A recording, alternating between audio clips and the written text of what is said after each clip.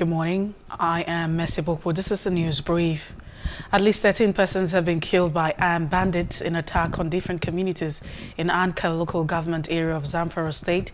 The affected communities are Kadandaba, Rafingiru, and Boboye Bayi, all in Anka local government area of the state. Police spokesperson in the state, Mohammed Shehu, confirmed these separate attacks on villages. The Inspector General of Police, Usman Akali, on Saturday patrolled the Abuja-Kaduna highway and deployed more troops on the area to boost security. This followed Monday's train attack by terrorists, which killed 8 passengers, injured 26, and led to abductions. Speaking during an assessment tour of the security situation on the Abuja-Kaduna highway, the IGP said adequate arrangement has been made to secure the roads. By coming out, one is to check the deployment we made to ensure that the road is safe. Secondly, to also go and check the deployment we had made at the scene of the train accident where repairs is taking place. This issue of Kaduna cannot be accessed either by road, by air, or by train. It's not true. The road is safe for motorists to follow, and we'll try our best to keep the road safe. The Nigerian Railway Corporation (NRC) has confirmed the safety of about 170 passengers that were on board the attack train on March 28. In a statement, the NRC Managing Director Fidet Okahiri said the corporation was, however, collaborating with relevant authorities to ensure the safety of all the passengers. Meanwhile, repairs are expected to commence on the damaged train tracks, according to the Managing Director. Unknown gunmen have kidnapped 7 Abia State University students, Uturu, close to the school. The Vice-Chancellor, Professor Oyemachi Ogumbulu, the Abia PPRO Godfrey Ogum, said that the incident confirmed the attack of Professor Ogumbulu, lamented that the school was tired of such incident. According to him, the abductors have contacted him, demanding 10 million naira as ransom for each of the students as of Friday. By Saturday, it reduced to 2 million naira each. IPOB has cancelled its sit-at-home order directive in the southeast Nigeria, saying the development was to embrace peace negotiation organized by the Anambra government. All Igbo stakeholders and religious leaders have declared their intention to find a lasting solution to insecurity and the incessant sit-at-home directive in the southeast. The chairman of the Anambra Traditional Rulers Council, Igwe Namaka Achebe, disclosed the move during a one-day peace building and security meeting. Federal lawmakers from the lower house have blamed the protracted security challenges in the country on security agencies who they accuse of benefiting from the situation. Ahmed Jahar from Borno, the leader of the House, Ado Doguwa, and Nasir made their point on the floor of the House. Ahmed said, indicting a 7-member of the House of Representatives for sabotaging the nation's security, threatening to expose him at the exact time. Nigerians should no longer be running away from unnecessary banditry in the face of helpless and baseless situation when government and security agencies is like they are failing in their basic responsibility. No one else can be better than Nigerians. No one else can be better than the people who elected us here. If at the end, the stake of our people can be put at this high sense of deadly challenge, day in, day out, you leave your house, you won't know what happens to it the next day, and you continue to call yourself a free citizen, free Nigerians. Why will you allow ourselves be forced to the wall? Mr. Speaker, this is my take, and I want you to build on this, that the committee that was set by this committee, by this honorable house yesterday, to interface and engage with the security agencies must be taken with all sense of seriousness. We are making one mistake in making appointment, particularly in security architect.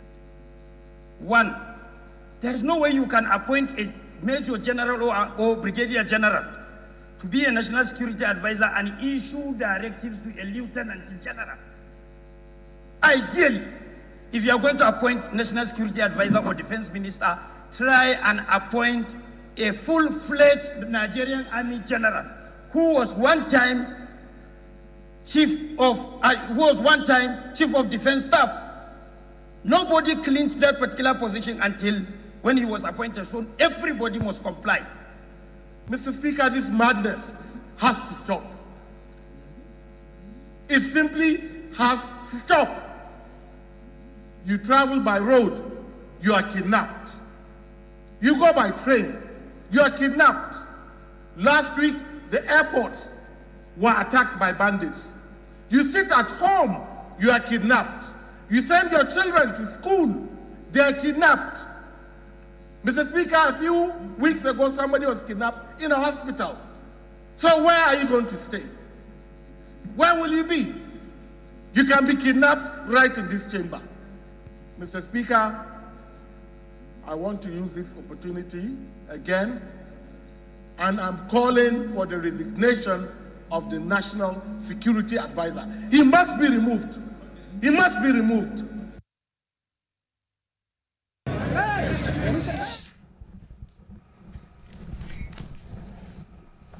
A story building under construction in Taraba has collapsed, killing 2 workers and leaving 3 others injured.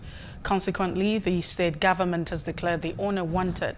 The Commissioner for Urban Development, who visited the scene, said the collapsed structure was illegally erected. Eyewitness and some residents of the state have called on the state government to take due action to dictate orders. We rapidly acted by sending our men to the sites, ensuring that evacuation has been done. And so far, our machine was here much earlier, and victims were evacuated. 2 were confirmed dead, and 3 were critically injured and were actually taken to the hospital, are currently receiving treatment. Meanwhile, the ministry, under my leadership, had ordered for the immediate arrest of the owner of the building, simply because the ministry is not actually aware. We had made effort to stop the building, having noticed that the owner has been at the site without our approval. He has not granted, we've not granted any approval to him. So as far as the ministry is concerned, this is an illegal structure. We have assessed the level of damage and particularly the quality of the product that was used here for the construction. And from the physical examination, we have seen what we are supposed to have taken note of. But the way we work, we still need to subject, especially the iron rod, to further test. And comparing also the size used here, whether it was good enough to be used for such product. Ever since this thing started, there are 2 casualties that are dead, and we have saved like 3 lives here. Some are in the hospital, and some are here already here. They are dead. Seriously, the people that are helping have helped a lot. But none of the government workers have come here to check whether there is life, death here, or there is anything that is happening here. But we thank God that life has been saved here. Open Square is a series of regional town hall meeting organized to discuss the role and relationship between the legislators and their constituencies. This year's edition was taken to the southeastern part of Nigeria in Enugu State for the legislators and constituents to meet and forge a path forward. Plus TV News followed the conversation. Let me come to Senator Kunife for a minute. What role do you think the National Assembly... A panel of legislators and their representatives from the southeastern part of Nigeria was set up to discuss the role of the legislators, how often they interact with their constituents, and the challenges they face on the job. The principal job of the legislature is the making of laws under Section 4 of the Constitution, whether at the State Assembly or the National Assembly, is to make laws which is essentially to make law for the order and good governance of the country. And then it goes further to state which areas you need to make laws, and these are contained in Schedule 2 of the Constitution. So they're all demarcated between the federal government and state government, what called exclusive lists and then concurrent lists. But those are matters of detail. Over time, there may have been misconceptions about the functions of the lawmakers. That narrative is about to change as the lawmakers shed light on their duties. The basic misconception is that they assume that the legislator should build roads, should put borehole, should do all those things that the executive is expected to do. That is the fundamental misconception. Lawmakers, one of your most important duties constitutionally is not just oversight. It should be, please underline again, active and result-based oversight, which means monitoring and evaluating those laws that you make to see if they are actually being put in place. We have three arms of government. We have legislature, executive, and judiciary. While we make the laws, the executive, of course, implements the laws that we make, while the judiciary interprets the laws. Oftentimes, people complain they find it difficult to have access to their representatives at the national level.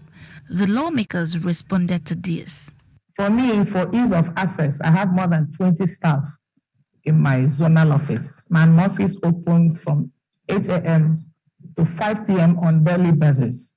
And in the National Assembly, of course, if you're expecting visitors, you write the names of the visitors and send to the gate for access to your own office in terms of inquiries or whatever information they want to get from you. Personally, from 2015, I've written to your office. I think that was the first time I wrote to your office. I never got the response. And that was based on the coal miners issue then that I was involved with. I've written to you, I think, close to 3 times. I never got the response. And then during the NSAS campaign, when we asked people to communicate with their representative, your number, I think it has, I think 0902 or 0802 or so. I don't have any of those such numbers. I don't have any phone number 0802 or 0902. My numbers are 070 340 33 888. The other was 080 75 75 7000. I have no number whatsoever. I never had any number with 082 or 092. So apparently we are sending the wrong number. So I'm not sure I received any data from you. And I'm sure half of the people here are from the Middle West. What then do you think maybe your office could be doing better with allowing access to it?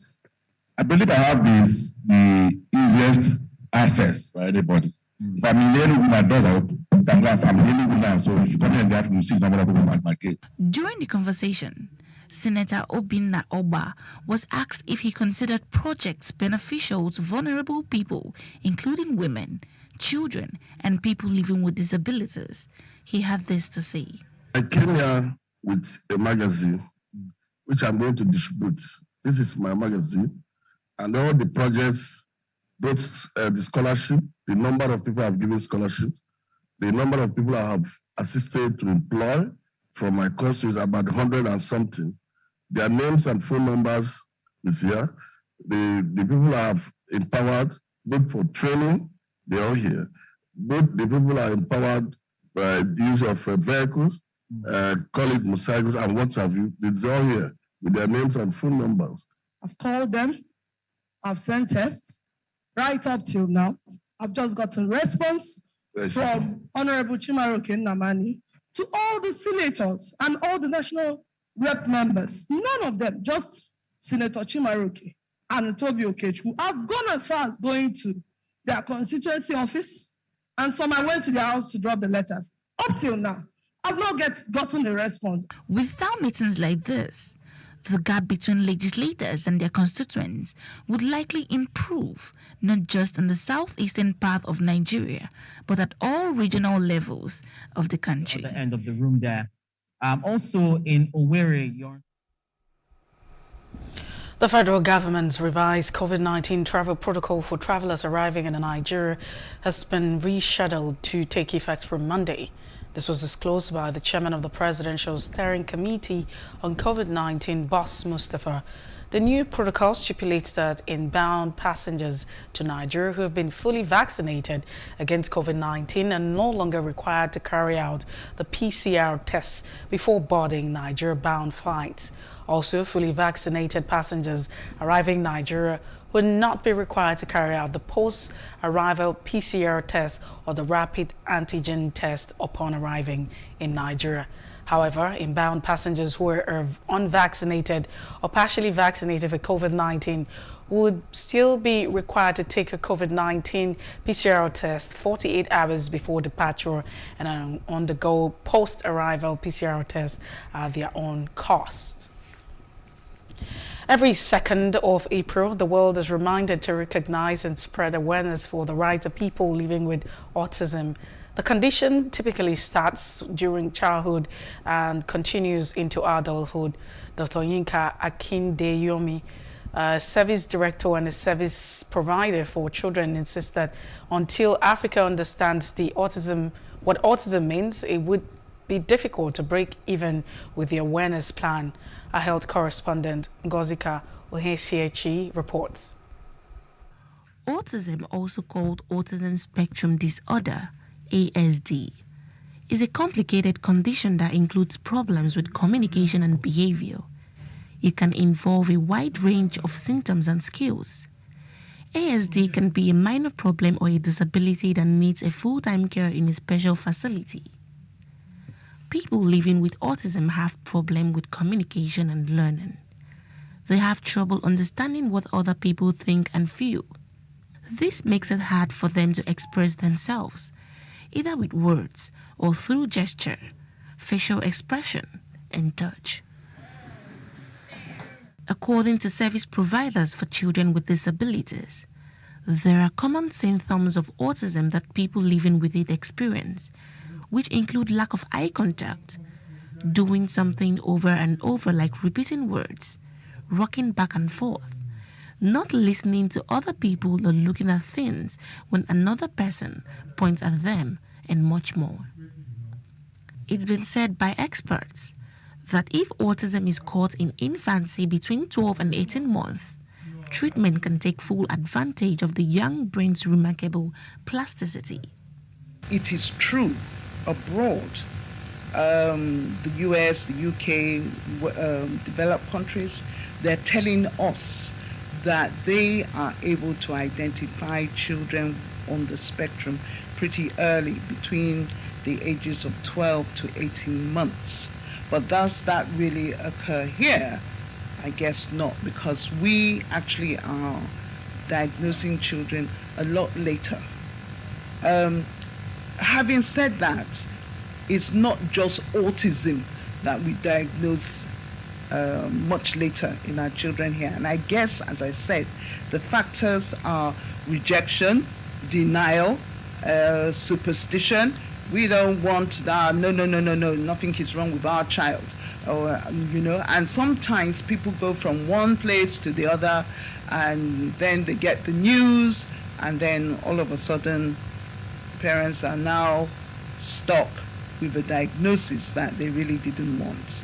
Dr. Akindayomi is a mother to an autistic child for over 20 years. According to her, she discovered her son's disorder at age 3. I think he's been really lucky, and well, I wish he had more words to express himself, because he's more non-verbal than verbal.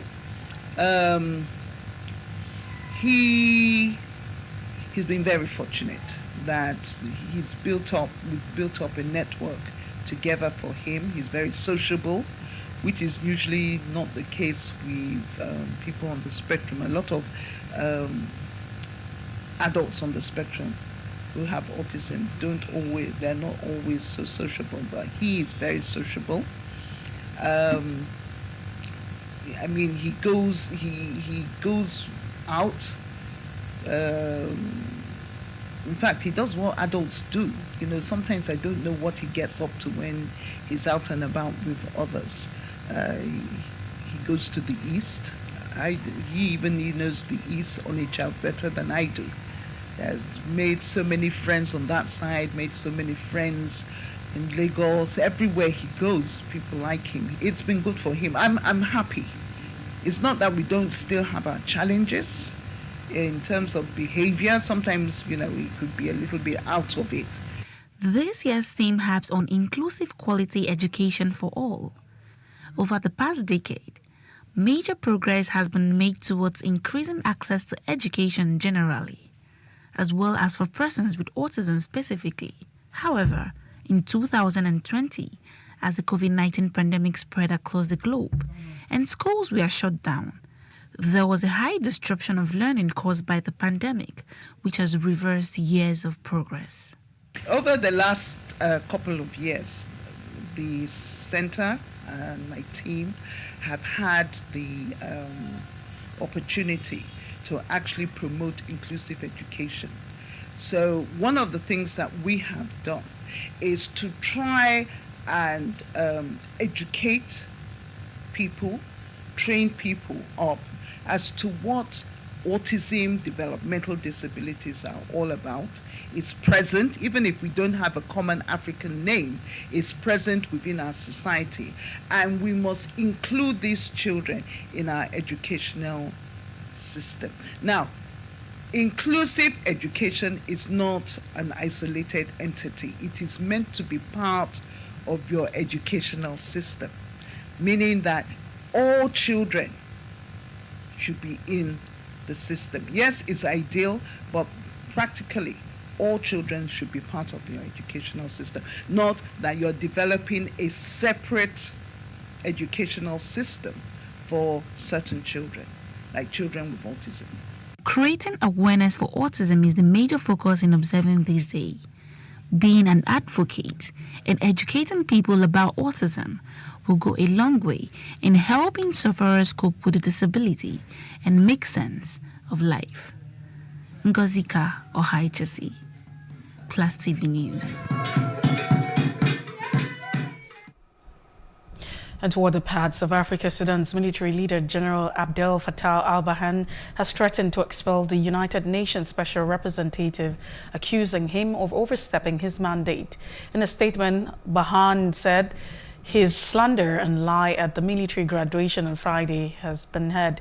The comments come days after the UN representative Volker Perthes gave an update on Security Council on efforts in Sudan.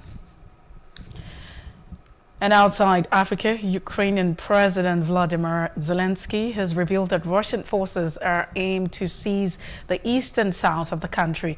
In a late-night video address, Zelensky said Russia had resources to put pressure on the east of Ukraine. He has regularly complained that the Western nation had not provided Kyiv with enough anti-missile system to combat Russia's aerial threat. Zelensky said Ukraine forces would do everything to repel the Russian military. He also singled out for praise the force defending the besieged port of Mariupol, saying that the resistance was allowing their cities to gain valuable time. And to some entertainment news, Will Smith's upcoming film Fast and Loose has been put on hold by Netflix. Netflix made the decision following the backlash from Will's shocking Oscar slap, according to The Hollywood Reporter. The film had already lost its intended director before Will Smith slapped Chris Rock at the Oscar, further complicating the film's path to being short. Netflix began searching for a new director. However, the incident at Oscars, Netflix decided to put the film on hold. Fast and Loose was originally to be helmed by Deadpool 2 director David Leitch, but he had withdrawn from the project just a week before the Oscars. Poland's Iga kept her remarkable run intact with a 6-4, 6-0 win over Japan's Naomi Osaka in the Miami Open final on Saturday, April the 2nd. The Polish second seed, who will take over the world #1 ranking next week, did not drop a set in the Miami and has now won 17 consecutive matches dating back to her championship run at the Qatar Open in February. With the victory, the 20-year-old becomes the only fourth woman to win the Indian Wells and Miami tournament back-to-back, a feat known as the Sunrise Double, given the tournament a respective location in California and Florida. The two players wasted no time getting into the heat of the battle as the match began with a wild 7-deuce opening game, during which the fourth-time Grand Slam champion Osaka saved 2 break points and fired down 4 aces to hold serve.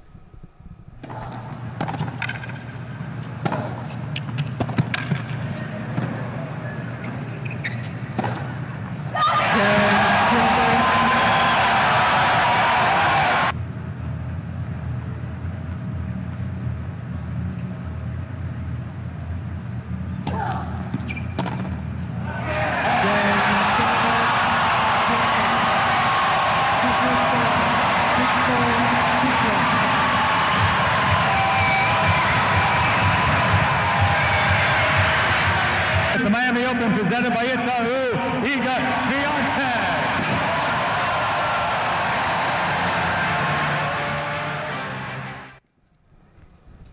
And that's the news brief from our stories. Please follow us on Facebook, Twitter and Instagram, and do subscribe to our YouTube channel at PlusTvAfrica and PlusTvAfrica Lifestyle.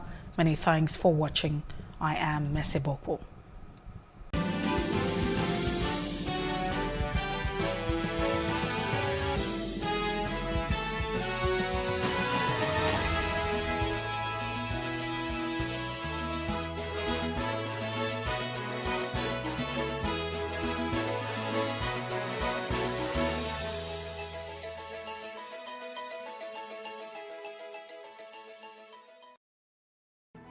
There is no voting on social media.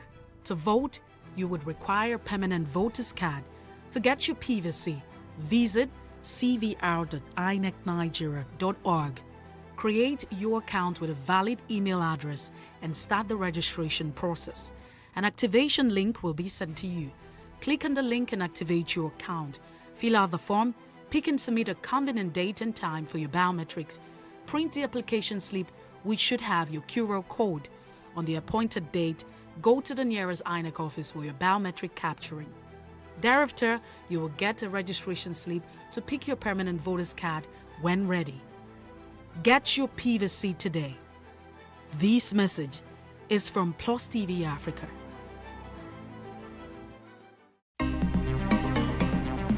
Life can be fun and rewarding, but it also comes with some risk.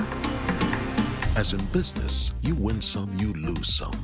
And that's why you need to be wise in the choices you make. It's like placing a bet. Again, you need to be wise. Wise in choosing an innovative platform with the highest market options and highest odds ever.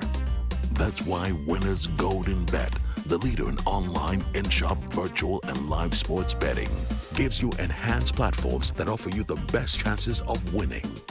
For betting on live soccer matches, live dog races, and virtual games. Winners Golden Bet is your best bet. Instant payment of winnings guaranteed. Play online or in any of our numerous shops nearest to you. Hey guys, be wise. Play on Winners Golden Bet. Winners Golden Bet, the wise choice.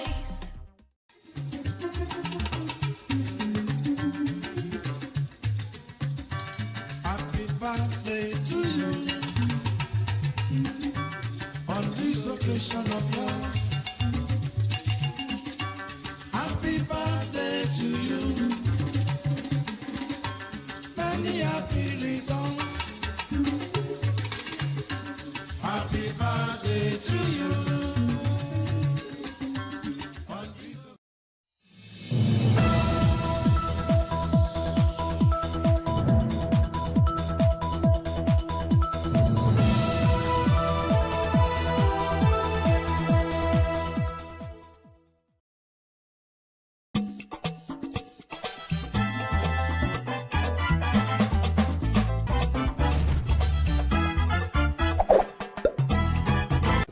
Okay, so earlier in the month, it was the International Women's Day, celebrated by the female gender and men who understand and appreciate the value and potential of the woman. Well, rounding off the Women's Month is the celebration of yet another one, Mother's Day. And that should be this Sunday? Yes, this Sunday. This Sunday is the final one. And so to all mothers out there who have weathered the storm of life, stood firm, and stood to nurture sons and daughters, raised the bar, even in a male-dominated society, and supported spouses to be the best that they were created to be, we wish us a successful celebration. And happy Mother's Day. Helen, I don't trust you. Now, you're talking about, women now being at power, yes? So much we have done. John. And you still say that it's a male-dominated environment? It's not so much male-dominated. Against all odds. I think now, against all odds. You see, Helen, I think women are now dominating. They've had the whole of March. Okay. Women's Day, Mother's Day, Girls' Day. Only 1 month out of 9, out of 12 months. We don't know what they're coming up with in April. Only 1 month, 30 days out of 12 months. Anyway, that was well articulated, Helen. Thank you. Well, it's our hope and prayer that the world becomes kinder to the woman, kicking violence out of our homes and families. And of course, anger is one thing that has robbed the family and society of its sweetness and flavor. Yes, indeed, John, and anger continues to be that one thing. And we're talking about anger this morning on the program, and not just anger, but its management, because we must manage it to kick it out. So it's very important that we have decided to put up this topic for discussion. Hello, and thank you so much for joining us on the show. It's Today with John and Helen. Yes, anger is that strong. Yeah, and actually it's a strong, is it a feeling or an emotion? It's a strong feeling of annoyance, displeasure, hostility, irritation, and more. It's a moral behavior. It's a moral behavior, and it's an emotion, we all feel. Maybe it's normal and healthy and allows us to know when all is good or right in the world. So anger can be good and bad. Yeah. So you may ask, why are we talking about this? Stick around and you'll find out more. I am John Senaya. Welcome to the program. Okay, so now that we have done some, introduction of what today seems to look like majorly, let's take our very first break, and when we come back, more on the program. Welcome once again. It's Today with John and Helen.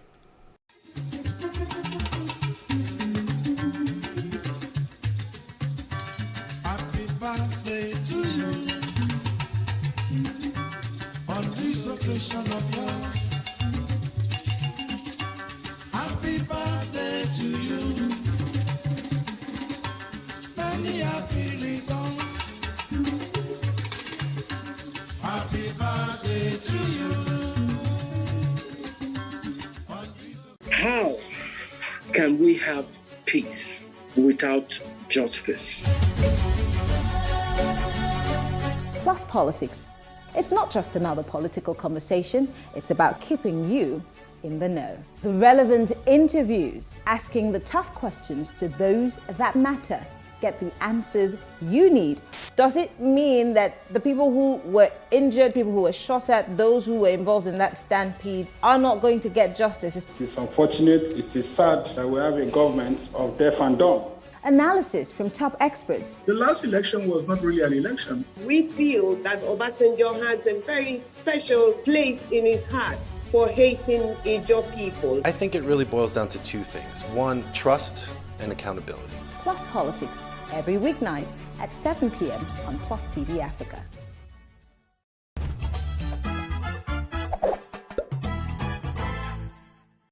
Okay, so if you just join in, you are right on time. This is Today with John and Helen, and it's your wholesome family show on Plus TV Africa. And by the way, always, I'm Helen Ongma Odele.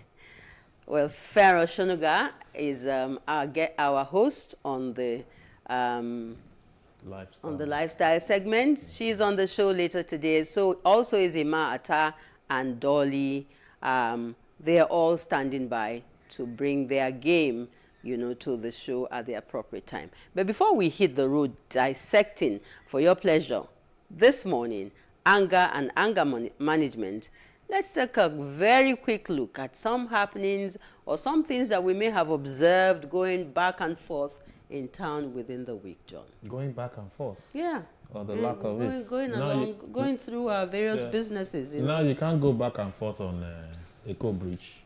The fire in Akpogbo. And Akpogbo is so central to the lives of everybody in Lagos. It's not just that we have a fire or had a fire in Akpogbo. It's the fact that we could even allow, commercial houses, stores and all of that to be located at that place. That would be a Herculean task for this government. No, but there's been to effect a change. Yes, I know that there is. Yeah, they've pronounced that all such giving 7 days notice or 12 days will notice be pulled down. But well, let's see how on earth in the did first it come about?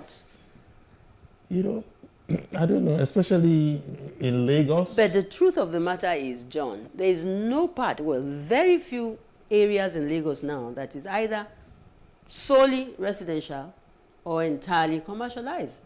Everything now is into and town planning and all of that comes to question. Well, that's what jumps to my mind readily, of course. And then the recent news about the loss, of our dear professor of mathematics education, Professor Grace Alele Williams. That's another Amazon gone. Well, I think she's done. She put in a lot. She did. She really did a lot for us in this country. She pulled a lot of the women, from where we were for a long time. And, never thinking that a woman could rise up to that. She was number one. And we will all dearly miss her. So our condolences to everyone. And something else I'd like to bring the attention of a lot of Lagosians. Yesterday I was at a party. Going was bad. The length and breadth of Third Mainland was like no movement for up to like 4 or 5 hours. There was a car that was burning midway. So that could be explained. But coming back, 6, 7-ish, 8, 10, another 4 hours. And it's Lagos, so you can explain it. Traffic, not expected, anything can happen. But the absence of not one single security person. And the Third Mainland it wasn't so beautifully lit. And then you still, at that point in time, had the boys who were selling chips, who were selling water, selling all kinds of things. And to me, they were not really just selling.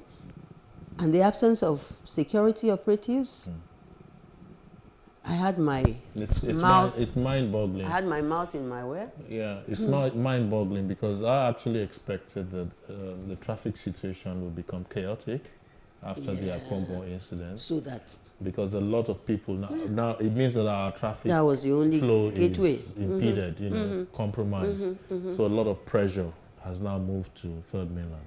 But let's see how the traffic agency would cope with it. So if Akpogbo is still shut down and Third Mainland will be the only route, please, let's have security presence, please. Yeah. Okay? Yeah. Okay. So, Helen, moving straight on. It's time to welcome to the studio, yet again, a very dependable and reliable friend of the house, Excel Adeleye Samuel, a professional counselor and a chartered mediator. He is founder, Walmark Behavioral Science and Mental Care College, and co-founder, Walmark Counseling and Coaching Company. I guess it's also the initiator of We Do You Well Foundation. I'd like to know how well this foundation does for us. Excel Adelele Samuel is already seated with us. And once again, thank you for always making time. I always looking so cool. Thank you. That's a big compliment. Always looking so cool. I'm trying to rest. Yeah, thank you, sir. Thank you for coming. It's nice being here. Thank you for the opportunity. So, my good friend Excel, let me sit down well, because today's topic is about anger management. Okay. And I think I need an eyeball to eyeball on this. Now, you see, it doesn't take much to get me angry. I didn't know about you. So could you tell me, what are you someone who gets angry easily, and why? I think depending on situation, when you say that, what comes to mind is we have to ask questions about personality. It's more likely that a reserved person may not show some level of anger. A reserved person. A reserved person. Okay? Okay. And the outgoing person will react easily. And that's why you found that at home, is that daddy is hot, mommy is cold, and depending. And they just attract to balance. And this happened unconsciously, where two people just marry themselves. And you found that a house where everybody reacts instantly, then the marriage or relationship does not last easily. You know, so personality has a lot to do in that regard. When I mean personality, it depends on is this person by nature like that, or the environment also has contributed to that. For example, a child who grew up in Mushin may be more likely, even is reserved, to react when there's crisis instead of him to be in control of his emotions, because you respond to adversity. That's where they are trained. But somebody is trained to calm down and look at the adversity and strategically now respond to the adversity. I hope the people in Mushin won't take you up on that. No, at all. No. They understand, you know. They understand. So personality has a lot to do with that. What you are exposed to, how you are educated, has a lot to do with how you respond to issues. Yes. Okay, so we all get angry. Yes. Every human being, flesh and blood, gets get angry at some point. Yes. So it is, while some people just, others you're able to let manage go. It. Okay, they let out. So right now, a lot of people in this environment, like yesterday I experienced a lot of outbursts of frustration, of anger. And you are still angry. For different... I'm not angry anymore, John. I have no choice. All right, so a lot of people are angry around us at the moment. Now, what are the usual triggers for different people, you know? And is it justifiable, if I can ask that question, really? You see, I think the first thing we need to bring to be is we need to look at anger, not necessarily from the negative side of it. And I think that's what we get wrong first. Okay. Anger, there's a course I called How to Make Your Anger Sweet. How to make your anger sweet.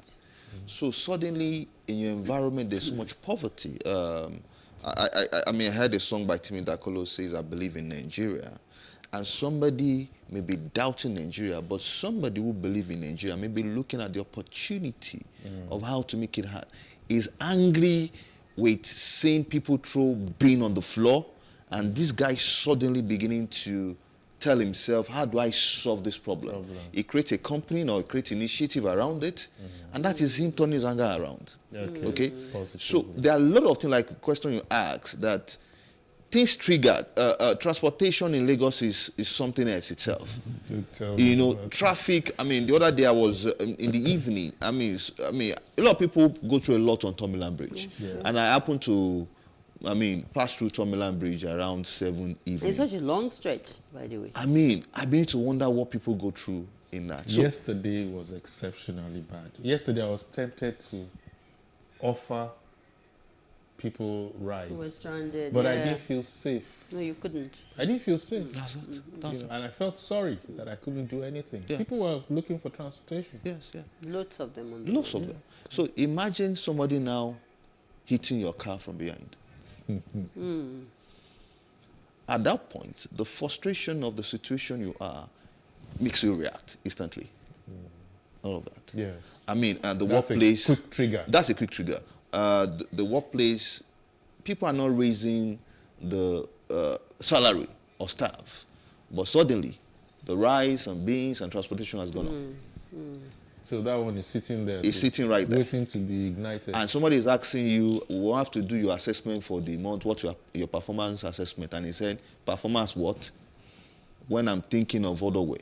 So a lot of things around us trigger communication between children, expectation, unspoken expectation, and even spoken expectations. Yeah. Triggers a lot of things in that regards of people showing some level of anger, especially in the world we are right now, when there's a lot of, like you said, you are scared of picking someone. You have an idea of what that can happen. And suddenly you make an effort. As you make an effort to pick the person, it just slams your door suddenly, bam. And you're looking, why should I do that again? Yeah. Okay, so now anger is a given, right? It's how you know, how you manage it. How you manage it that matters. So how really do you manage it? Are there any routines? Yes, the law of routine first. You need to first do a personal assessment on yourself. Do you get angry easily?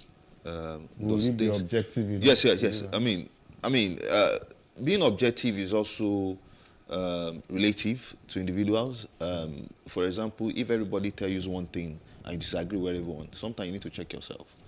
Could it be you're the only right person among everybody? Yeah, the one who's you toxic. could also, exactly. You could just go online to do an easy assessment test, which is free online, of your mental state, or to check your anger management, for example. Is just right there, and all that.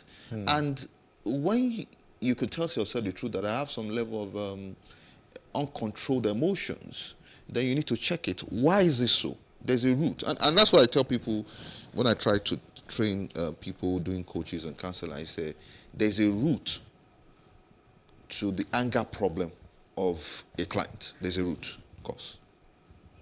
The anger is an expression of something deeper. Yeah. For example, not the obvious. Not what you see. There's a root cause.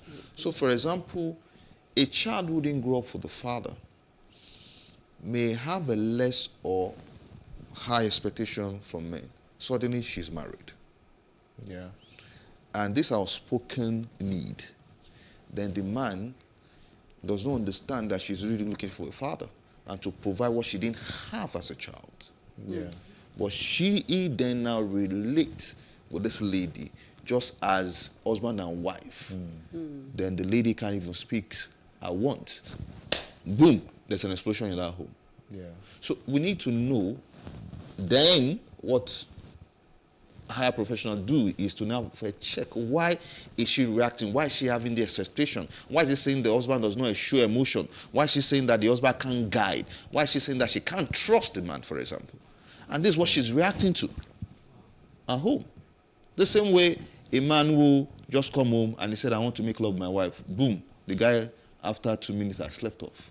And the lady is showing some level of anger. She's saying that I don't feel love accepted and his sexual need is not being fulfilled as a person.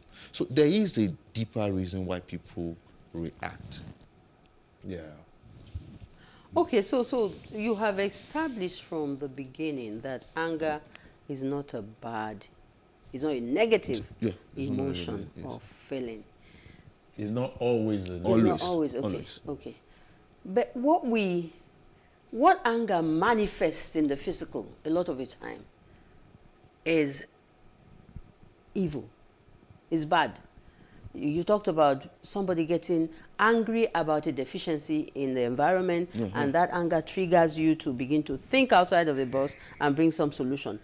A lot of the case is not like that. Anger isn't a lot of the time channeled towards positive results. Rather, we hear a mother pours hot water on the daughter for just a wife just does this to the husband for because just negative things make the news faster. You see, you just establish something. Because there's a phase. Yes, you know, if you're angry, then there's rage, then there's... It's... You see, you just established something very deep. Loads of people don't sit to strategize how to get things done. And what you practice over time becomes a lifestyle. For example, it becomes just a normal thing. For example, listening is not a given. Listening is a practice that becomes a lifestyle. Yeah. I'll give an example. If you sit among 8 people and just have a discussion, you found out there's a consistency of interruption. Yeah. Okay. Now, to now be a listener, it must be a deliberate attempt. So, lots of people have not groomed themselves to deliberately manage situations before they react, or to think about it before they react. Okay, just at all. And that's why you see the spontaneous reactions and all of that. Of course, there's something that expects you to, for example, somebody walking now, slap my wife. I may not necessarily want to think about that and to respond. But you should. We have to know. But you should think about that. Because at that point, what matters is now protection. Okay. So somebody a thief coming into your house, and there's a gun right beside you. Okay. You don't think, should I carry the gun or not? You first think, how do you protect your family? There's a word we call it in psychology. You first think about that. How do you protect your family at the point and all that? Okay. But when we are talking deeper now, we are talking about when there's situation, what do you do, when you can be in control and all of that. Yes. A lot of times we need some level of reflection before reacting. A lot of reflection before reacting. And over time, I have seen this as work for me. A few days ago, when the property guy told me, he said, you can't use that property. He said it very casually, very derogative language. Okay. And my listening to him, he was not aware I was angry with that statement. When I left, my colleague were talking, I said, do you see that statement that guy made? I was actually pissed off. But I'll come to him later to address that matter. Then a guy called me again. I said, have you met this guy? I said, I've met him. And he said this particular word to me. Now I said, do you know what? I think both of you need to sit down and talk. Do you know that time, that gap, and the guy speaking to me gave me a better solution. And you know what? Without me reacting, the issue was actually solved. As much as it have not been discussed. Yeah. In that regard. So you have to learn. Yes. How to control, manage, react, and all of that, so that anger becomes a positive thing. That's it. And when you're confronted with anger, you have to be able to, to wait and say, okay, should I react? Yeah. Or should I? Because sometimes you need to react. Yes. Like you said. Yeah, you need to react to make your point. Okay. You need to react to get people moving. Yeah. You need to react, to show anger, to, put things right. So that's my understanding. We're being asked to take our second break. I'm angry about that. You're angry about that. And I'm also wondering, just before we go for that break, I'm also wondering why a lot of time we make excuses for people who are in our faces and not making us feel, very appreciated. Or people who get violent say they have anger issues. Okay. We'll come back to that. Don't be angry. We'll come back. Let's go on our break now. Let's take a break. Welcome to The Advocate, where tropical issues are discussed in a no-holds-barred manner.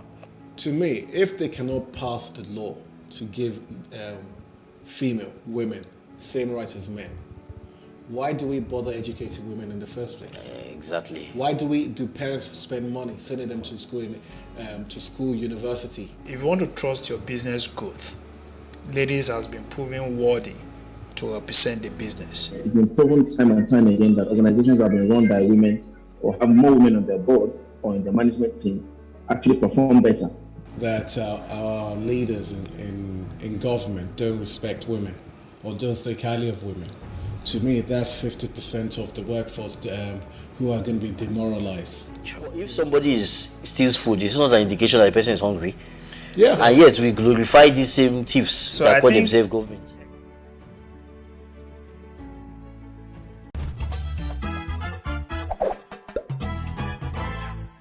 All right, you are still on to Today with John and Helen on Plus TV Africa, and we are having an amazing time right now with our guest, Excel Adeleye Samuel, and the subject is anger and anger management.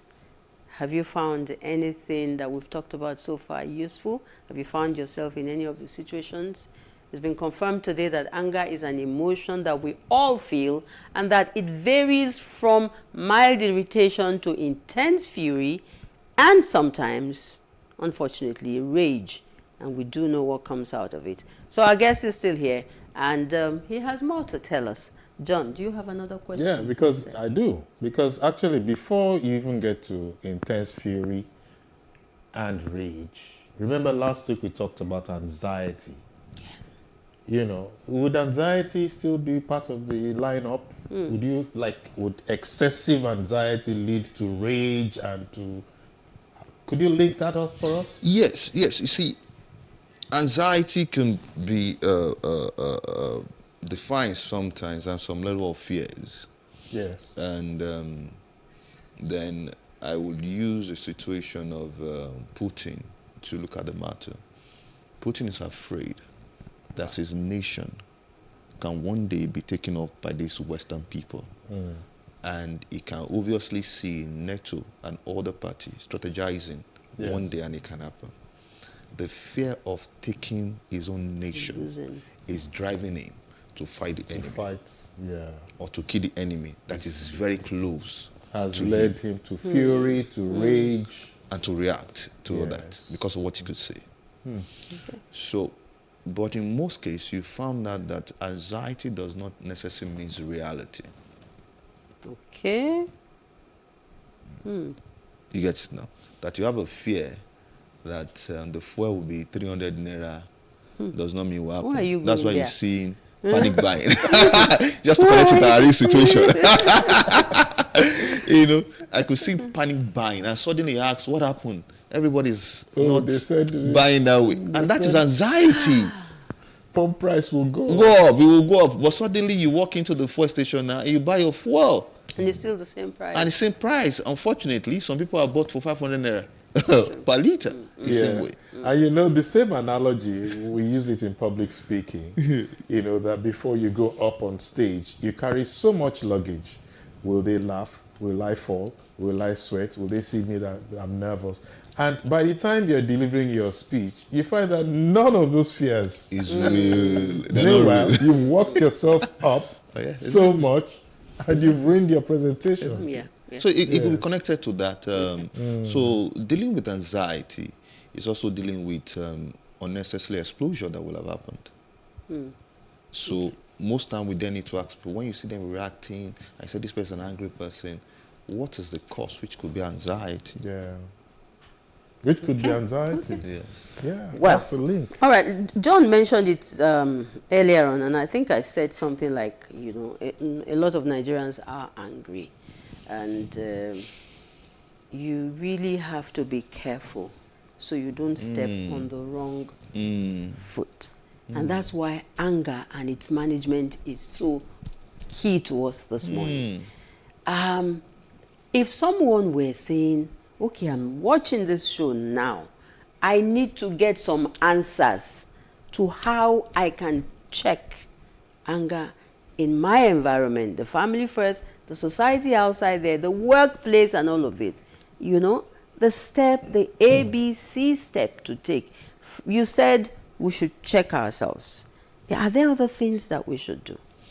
I think I will use this story a friend told me to describe the situation. I think first you must be able to understand your environment and to understand what they are going through. It's very key. Understanding of people help you to let go easily. A friend told me that one day was driving on the road and there was a commotion between somewhere, but he collided with another car. And he came out, he was in a rage, he was shouting, was all of that. And the guy came down, looked at the car, and he told him, he said, "You're a frustrated graduate." The guy entered his car, and he just zoomed off. Who said to who that you were? The other guy said to my friend that you're a frustrated graduate. Huh. And he entered his car, and he moved. That's enough to give him. And he said he went into his own car. He was there for a few minutes, and he thought about it. That really, I'm a frustrated guy. Maybe he's right. Yes. The guy was absolutely right in his assessment of my friend. That you're just a frustrated person. So you need to understand the situation and the people per time. Yeah. And that allows you to manage first the situation. Yes. A guy who is hungry, he will be angry. Angry man is an You get it angry now? man. And he doesn't have money in his pocket. I then need to know that this guy is not in a good place mentally and emotionally. That now give me some room of how to manage this person. You get it now? I think that is very important. And it's also very important for us to go every day with some level of kindness and love.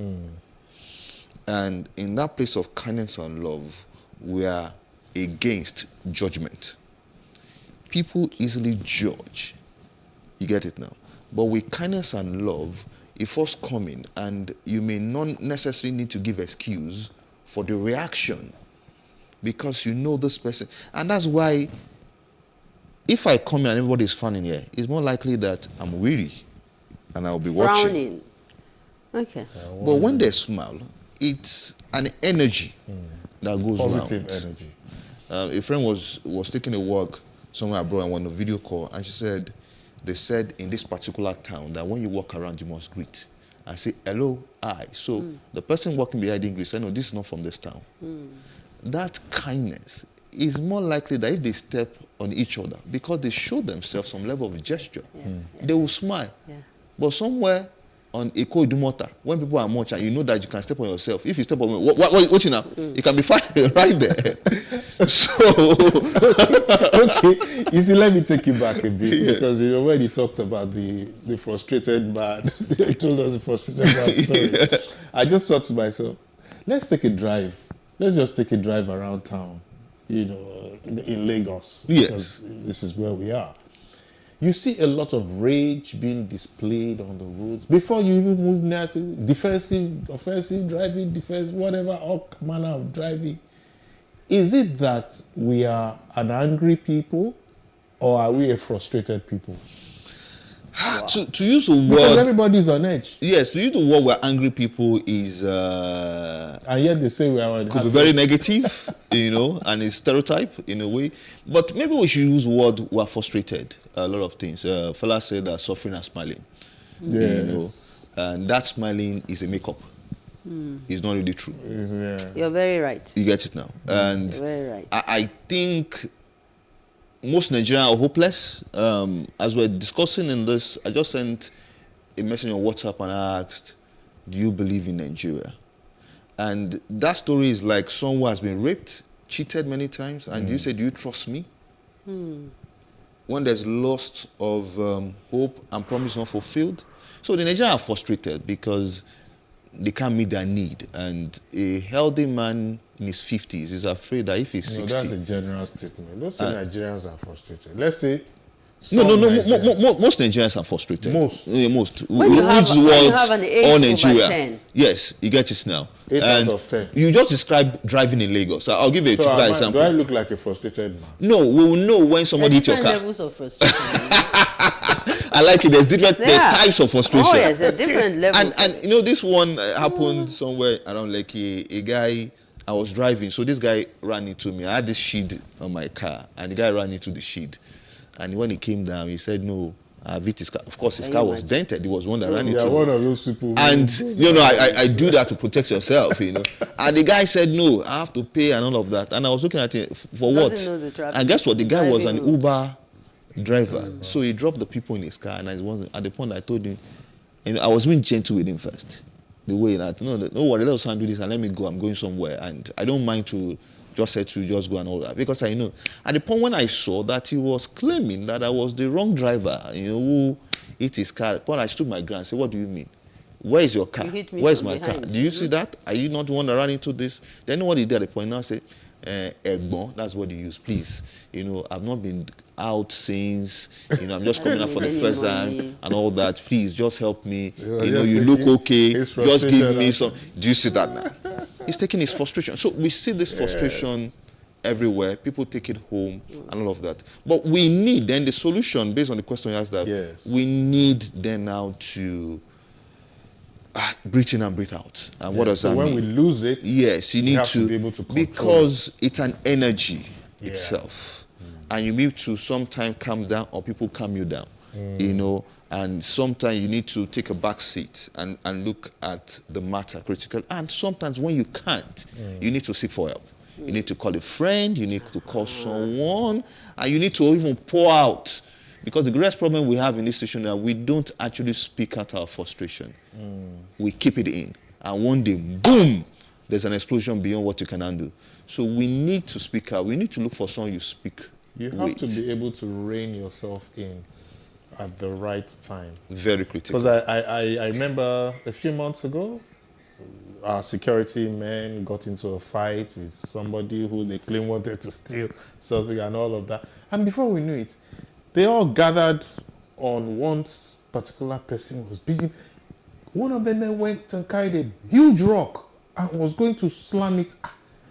I was just upstairs watching. And when it finished, I had to call the security man and said, listen, do you know that within a space of 15 minutes, you people would have gotten yourself into serious trouble? Yeah, lifetime jail. That rock that you picked up, if you had hit that man on the head, it may have resulted in something even worse.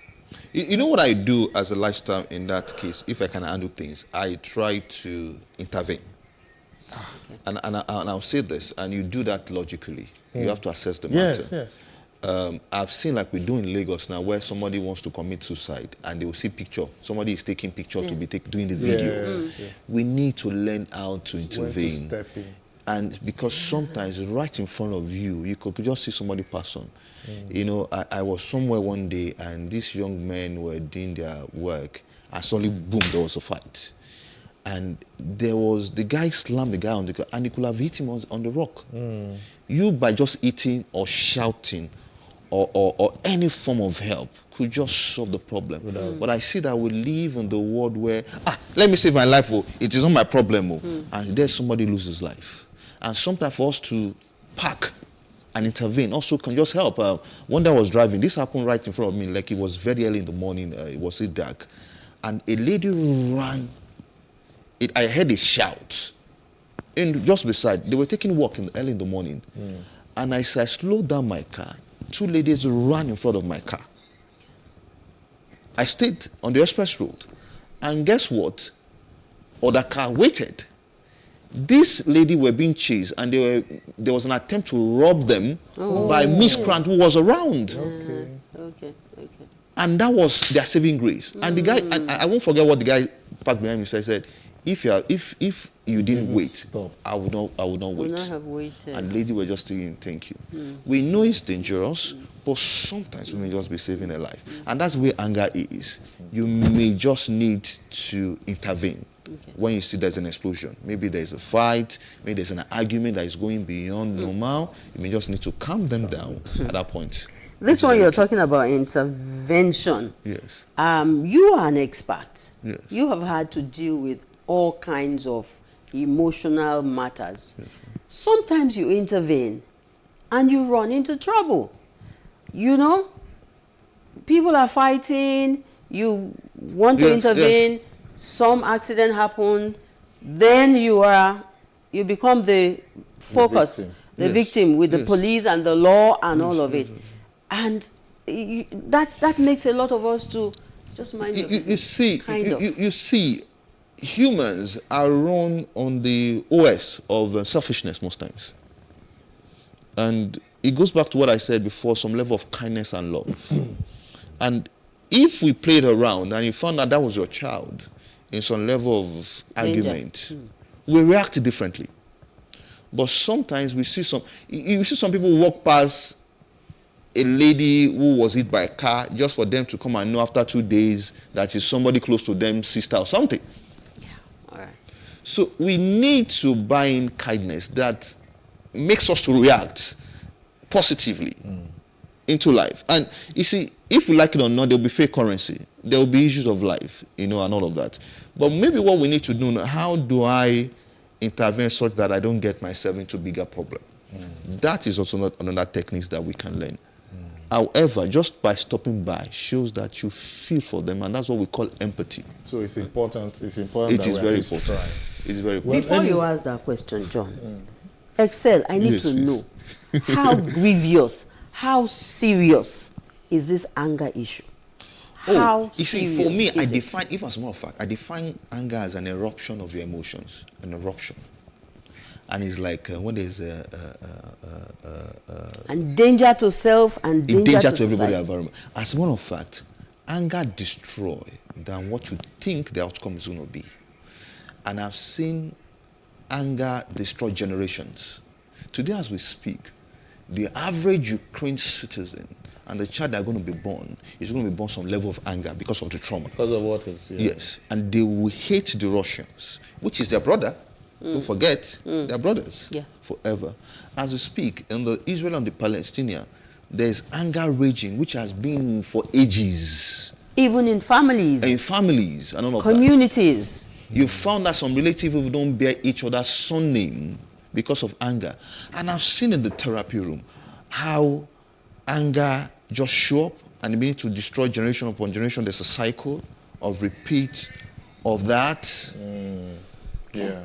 So it is a spiritual energy sometimes that you need to be deliberate about to do a reversal, because it's just going to spread and it's going to be a circle. A friend once visited Turkey, and he said that the individual just get angry easily.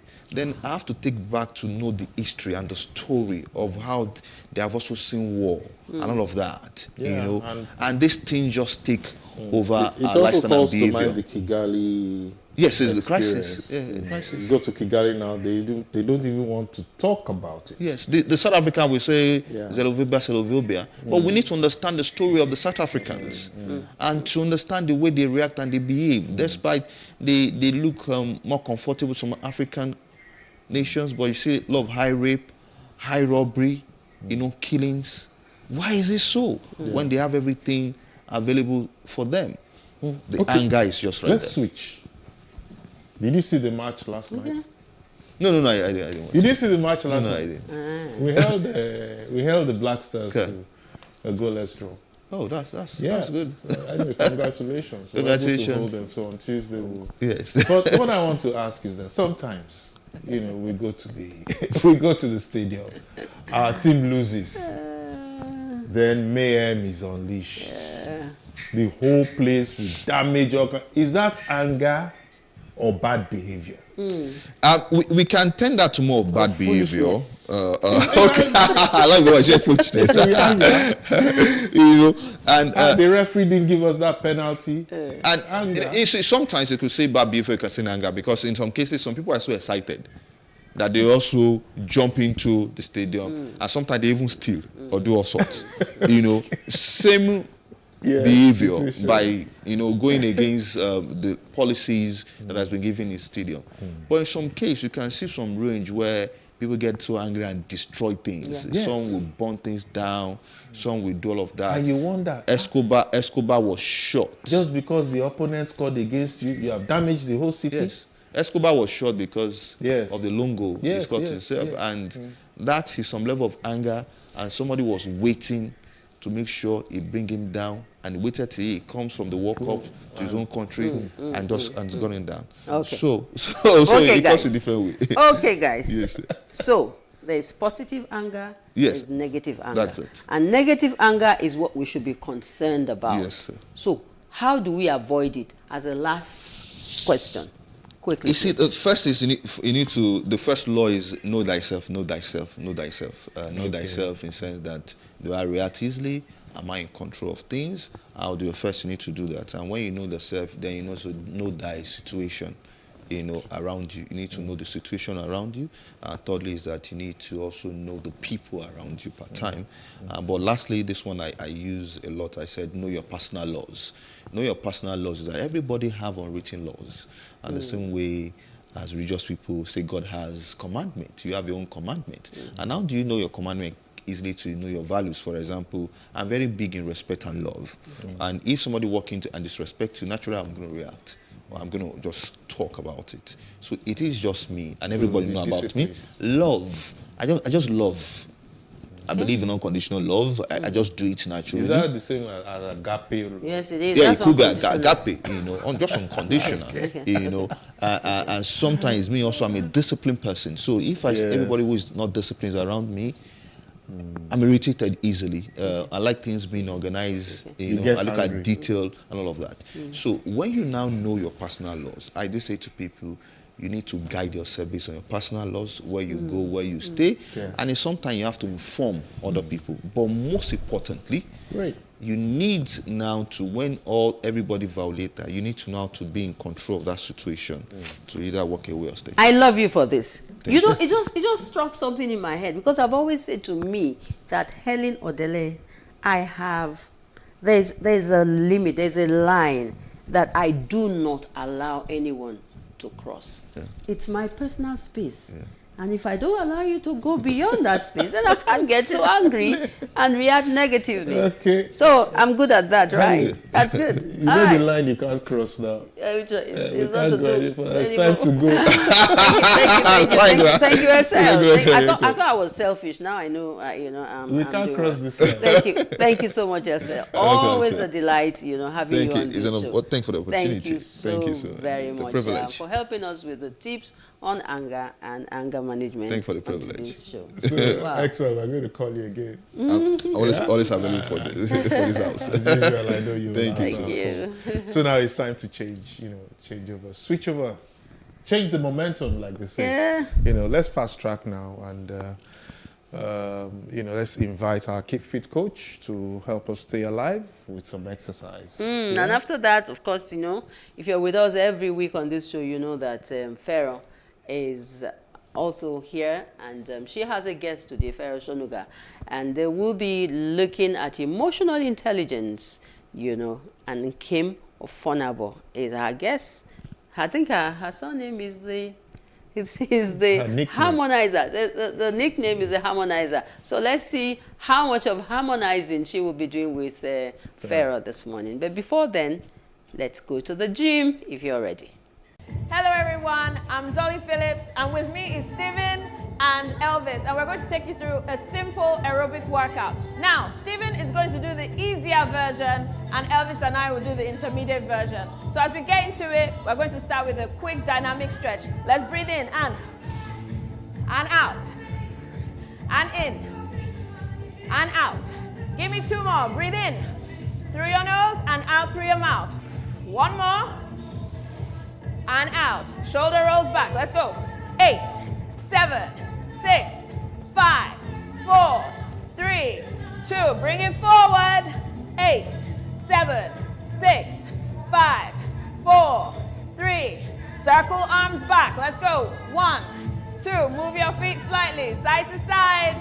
Big smile on your face. Come on. Forward. 8, 7, 6, 5, 4, 3. Now we're going to open up the chest. 8, 7, 6, 5, 4, 3. We're going to push up to the ceiling. 8, 7, 6, 5, 4, 3, 2. Now bring your knees up. 1, 2, 3, 4. This is to wake up those abs. Come on. Let's do 8 more. Let's go. 8, 7, 6, 5, 4, 3, 2. Touch your ankles behind. Come on, guys. Let's get it up a bit. Come on. 7. Yes. 6. 5. Touch those ankles. 4. 3. 2. Now bring it to a march. We're going to do a grapevine. We're going to move to the left and move to the right. Steven is going to go this way. Just nice and easy. And tap. But Elvis and I, we're going to add a hop. Yes? Let's go! Come on! punch out. Punch out. 3, 4, 5. Active recovery, we're marching. Now we're going to step forward. We're going to step this way and back. Guys, are you ready? Other leg, let's go. Hey. Nice and slow. Stephen is going to stay here, nice and easy. Double up, let's go. 1, 2, 3, 4, 5, 6, 7. Other side, let's go. Slow. Hey. Come on, you've got this. Right leg working now. 4 more. 4, 3, 2. Get ready to double up. Come on, let's go.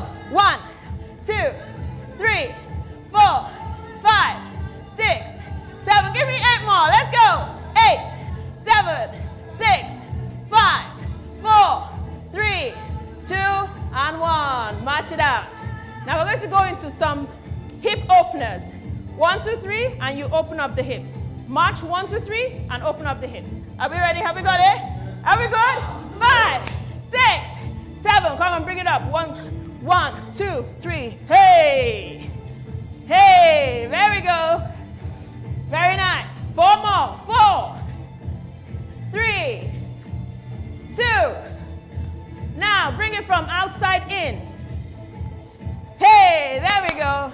2, 3. Nice. 4, 5, 6, 7. 4 knees. 1, 2, 3, and 4. 4 knees. 1, 2, 3. 4 knees again. 1, 2, 3. 4 knees. 1. Stephen is going to stay here. We are going to add a jump. 1, 2, 3, 4. Let's go. 1, 2, 3, 4. 1, 2, 3, 4. Excellent. We're going to do some boxing now. Have you got this? Jab, cross. Jab and cross. Have you got it? Come on, guys. Are we good? Let's go. Double. Come on. 1. Give me some power. There we go. Forward. 4, 3, 2, 1. Let's go. 8 and 7. Very good. 6, 5. Very good. 4, 3. Remember, you don't need to go so low. And 1. Let's add a kick now. Squat. Kick. Come on. Let's go. 8, 7, 6, 5, 4, 3, 2. 1 more. Very good. March it out. Now, we're going to go double time. Are you ready? Double time. Let's go. 8, 7, 6, 5, 4, 3, 2. 8 more. 8, 7, 6, 5, 4, 3, 2, and 1. Good job. March it out. March it out. We're going to do our windmill now. Hands up. We're going to raise those legs and touch our toes. If you can't, follow Stephen. He's just touching his knees. Nice and slow. 1, up. 2. Remember, we're going to double up. Save your energy. Touch your knees. Follow Stephen. If you can't touch your toes, follow Elvis and I, if you can. Double time. Let's go. 8 and 7 and 6 and 5 and 4. Very good. 3, 2, and 1. Catch your breath. We're going to do this one again. We're going to do this one again. Are you guys ready? Are we feeling it? Are we getting warm? Nice one. 5, 6. Nice and slow first. Let's go right leg. 1 and 2 and 3 and 4. Very good. 5, 6, 7. Double time. Come on, let's go. 8. Energy. 6. You've got this. 5. Don't give up. 4. Very good. 3, 2, and 1.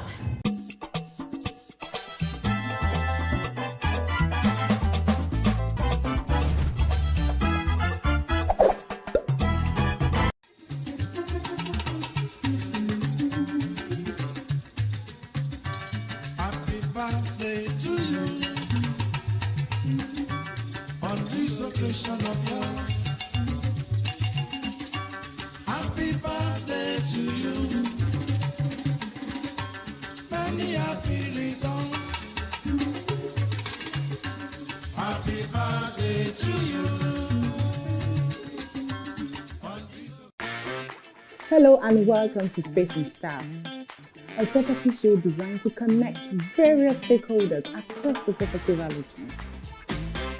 We can also provide realistic solutions and deepen your knowledge about the interesting world of real estate. We shall showcase architectural design, interior design trends, lifestyle and real-time property news updates, and the right way to navigate through property development and investment. Join me every week on this channel as I take you through an exciting journey in the world of real estate. Space and Style, 6:30 p.m. on Saturdays and 5:30 p.m. on Wednesdays.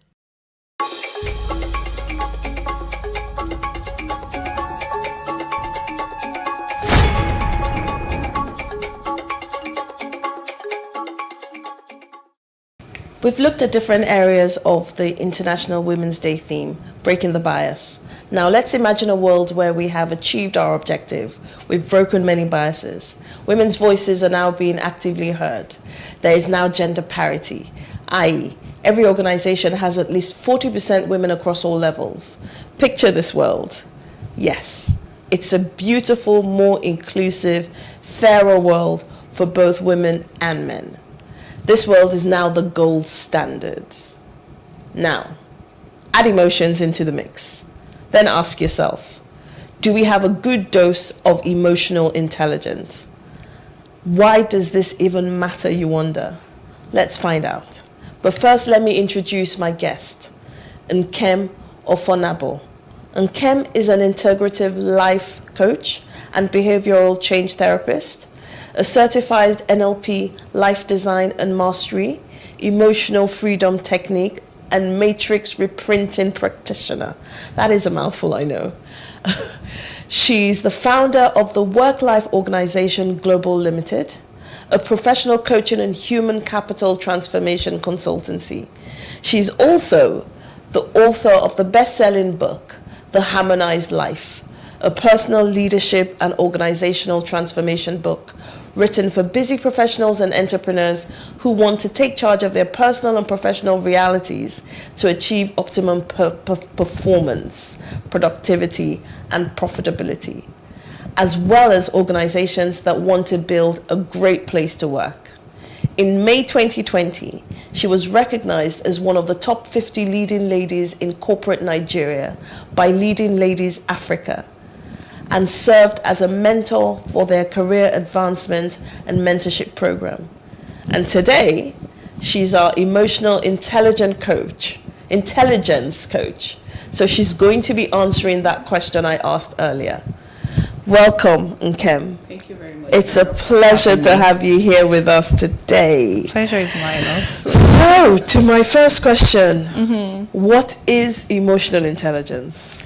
Awesome. Thank you for that question. And I love that you were able to link it to what we're talking about, gender parity and the likes. Okay, so to answer your question, emotional intelligence, which is also known as EQ, okay, right, is the ability of one being able to perceive, interpret, and I would say control one's emotion. Perceive, interpret, control your emotions. As well as other people's emotions. As well as other people's emotions. Of course. Yes, because we are social beings, right? Okay. And you can't do away with interaction. And when you interact, it's a coming together of thoughts, it's a coming together of attitudes, a coming together of feelings, behavior that produces action. So you will definitely have to interact with people's emotion. And if you're able to perceive their own emotion, evaluate it, do you understand? And how do you evaluate somebody else's emotion? So if you are emotionally intelligent, then you should be able to evaluate. How do I become emotionally intelligent? That's another good question, right? And sometimes people think it's inborn, it's innate, but emotional intelligence can actually be learned. Okay. Right? So, and it starts from self-awareness. I'm glad we talked about it at the beginning of our conversation. It starts with self-awareness. Okay. Being able to identify your own emotions. Okay. Right? Identify it, name it what it is. So naming it, for example, maybe you are stressed and you are able to perceive that, oh, I'm stressed, I'm overwhelmed, and I'm acting this way. So you can identify how you feel at every point in time, whether it's joy, whether it's stress, whether it's bitterness, do you understand? And be able to control it, be able to pause and not do what you feel it's the right thing at that point in time. Okay. Right? So you being able to control your emotions starts with you being self-aware. Starts with you being self-aware. What are the triggers though? So many things could actually trigger your emotions. Okay. So it could be anything, right? And emotions are all not always negative. They are positive and negative emotion. Very true, actually. Yes, they are positive and negative emotion. So joy is an emotion. Yes, it is. Happiness is an emotion. Yes, it is. Exactly. So likewise, pain. Yes. When you are in pain, it's also an emotion. So it depends. And a lot of times, it finds its root in our value system or belief system. So if, for example, I value integrity, and then I have an interaction with you and you display something negative or directly opposite to that trait or that value, I'm going to feel somehow towards you like there's no alignment, right? So do you understand? So it stems from our value system, our belief system. So when you trigger that value system, it kind of elicits some form of emotion. So it's either an emotion of endearment towards you or a flight away from you. I see.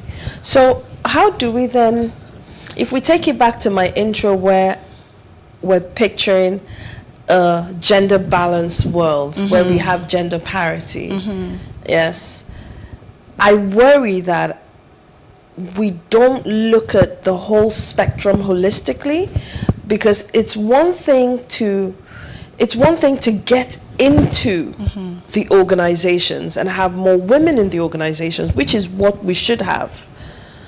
But more women. Or balance. Yes. 50-50 if we can achieve that. Exactly. But SDG says 40-60, so. But let's try and achieve 50-50. We've got that now. But a lot of the times you hear men saying women are too emotional. Women work based on their emotions. How does emotional intelligence come into this?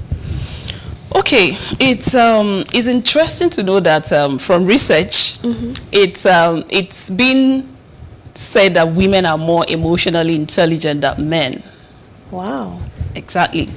So, but when you look at it deeply, right, you find out that even though men and women differ in their emotional intelligence, or maybe they are equal, right? But when you look at it deeply, you find out that there's some form of differences in terms of I will call it emotional competencies. Okay. Right? So yes, they say women are too emotional, right? Because we tend to express our emotions more. Okay.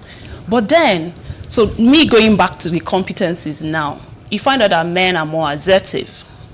Men are more, men are more aggressive. Right? Apologies to men. We don't mean that in a negative sense. We don't mean that in a negative sense, right? Men are more decisive, okay? Then on the other hand, women tend to be more empathic. Women are more to be socially responsible. Women are more tend to be nurturing. Okay. Right? Okay. But then because of how we've been able to, so going by your question about leadership and the likes, it's now, the problem now is what we term leadership, how we see leadership. Okay. So you find out that in the workplace, the characteristics that define leadership for us comes from maybe traits like assertiveness, traits like confidence, traits like, I don't like using that word, but aggressiveness. Do you understand? Okay. And you find out it is men that possess those traits more than women. So women are more nurturing, women are more empathic and the likes. But let me interrupt you. Women are also known to be, can also be known to be aggressive as well. Women can be known to be more confrontational. So in the workplace where you're trying to ensure that we have a seat at the table, you can find situations where some of the men don't want to deal with the women because they feel that they're too emotional. Yes, they're too emotional, they're too aggressive, they're too in your face, they're too confrontational. So that's where like I said, women are more emotional, right? They tend to express their emotions more, right? But when you look at most of the emotions that they express, yeah, there's some form of aggressiveness there, but you find out that women are more nurturing. Think about while we are growing up.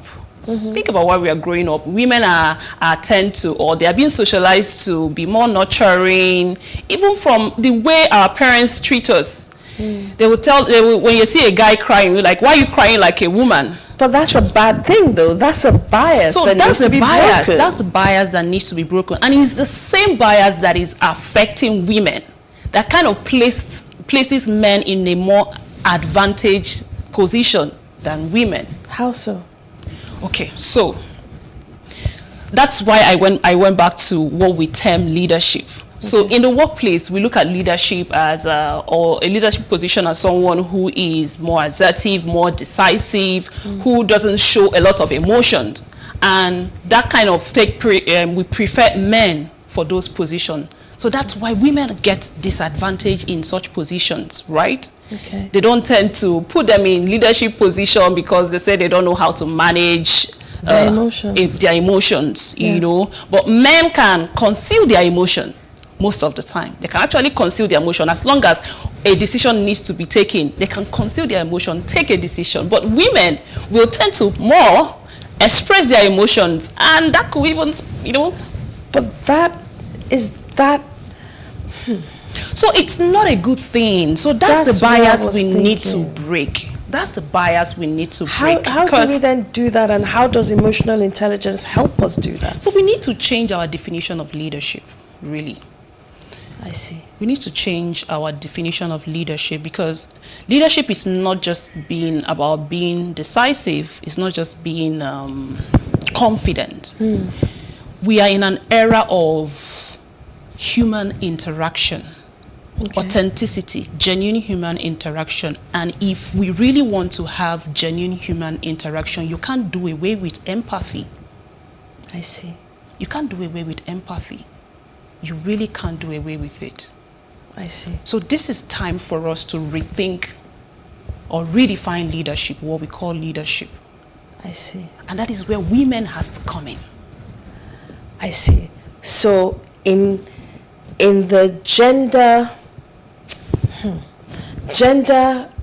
equity conversation, one of the arguments for gender parity is that empathy is an essential part of being a good leader. A true leader, absolutely.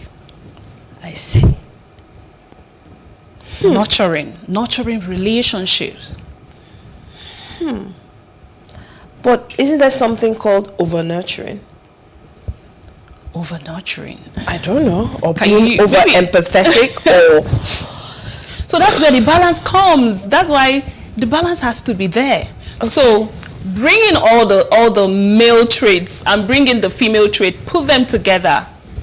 And that's where you find the balance. That's where you find the equity, both in leadership or in gender. That's where you find the equity. So that is where fairness, justice takes precedence. Authenticity, yes. I see. Okay. So there's something called emotional quotient. Yeah, of course. What is it? And how is it different from emotional intelligence?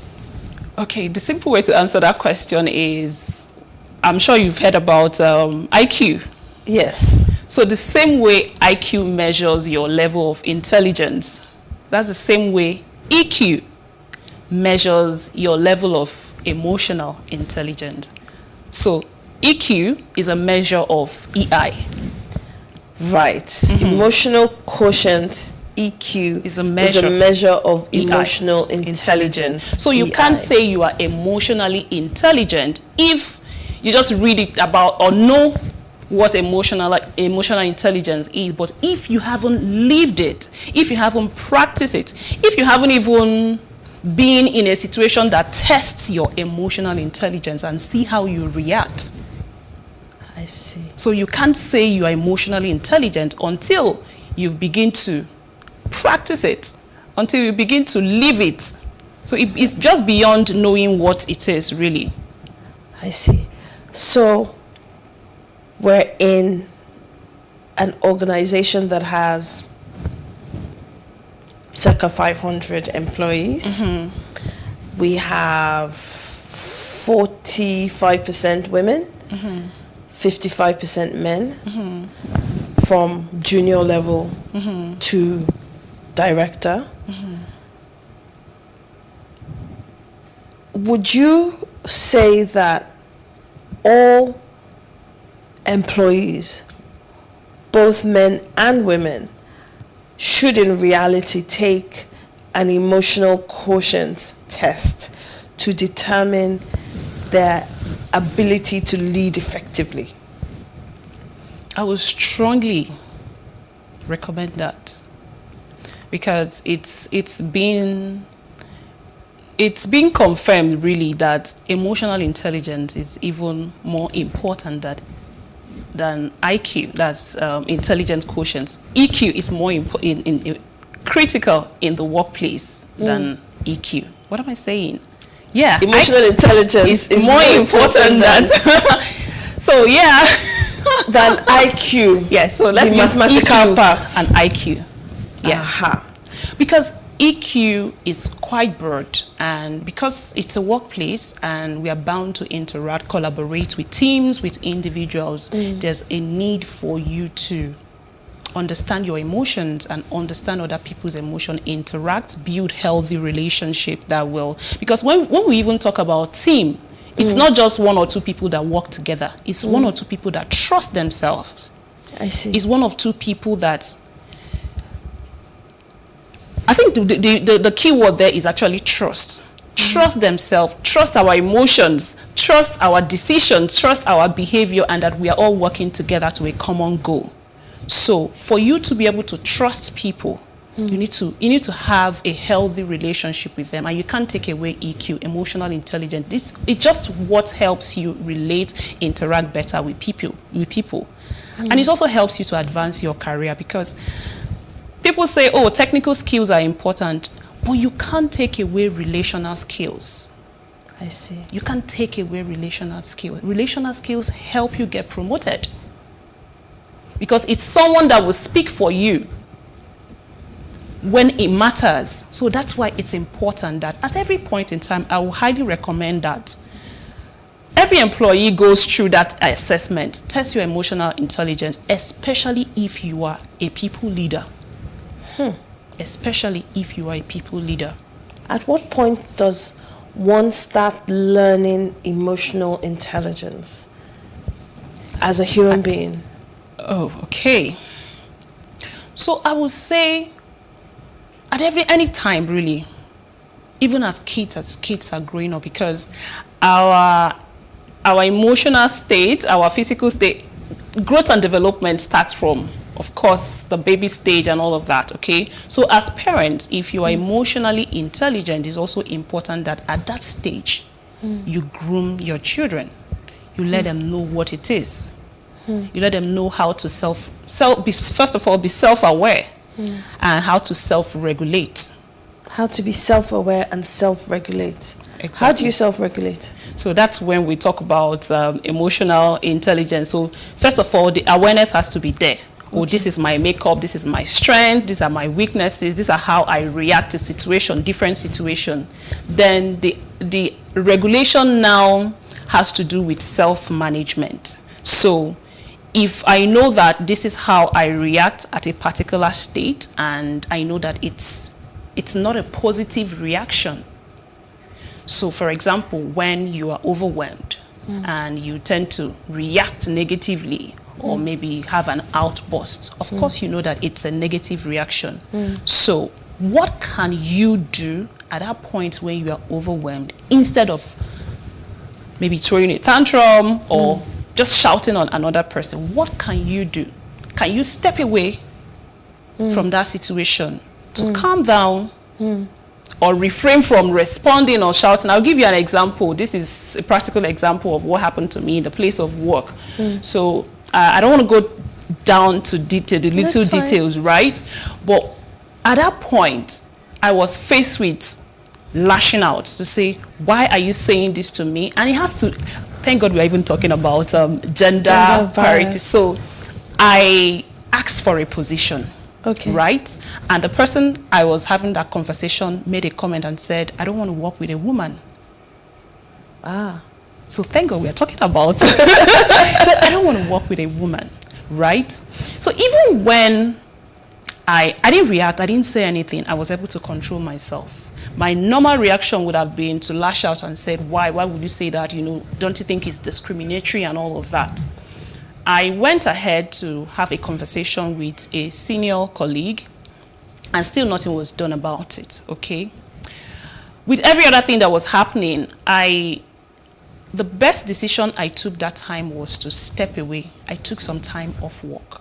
Okay. And with that, I was able to reappraise everything. Why will you take a decision not based on my competence, but on my gender, which is already a bias, right?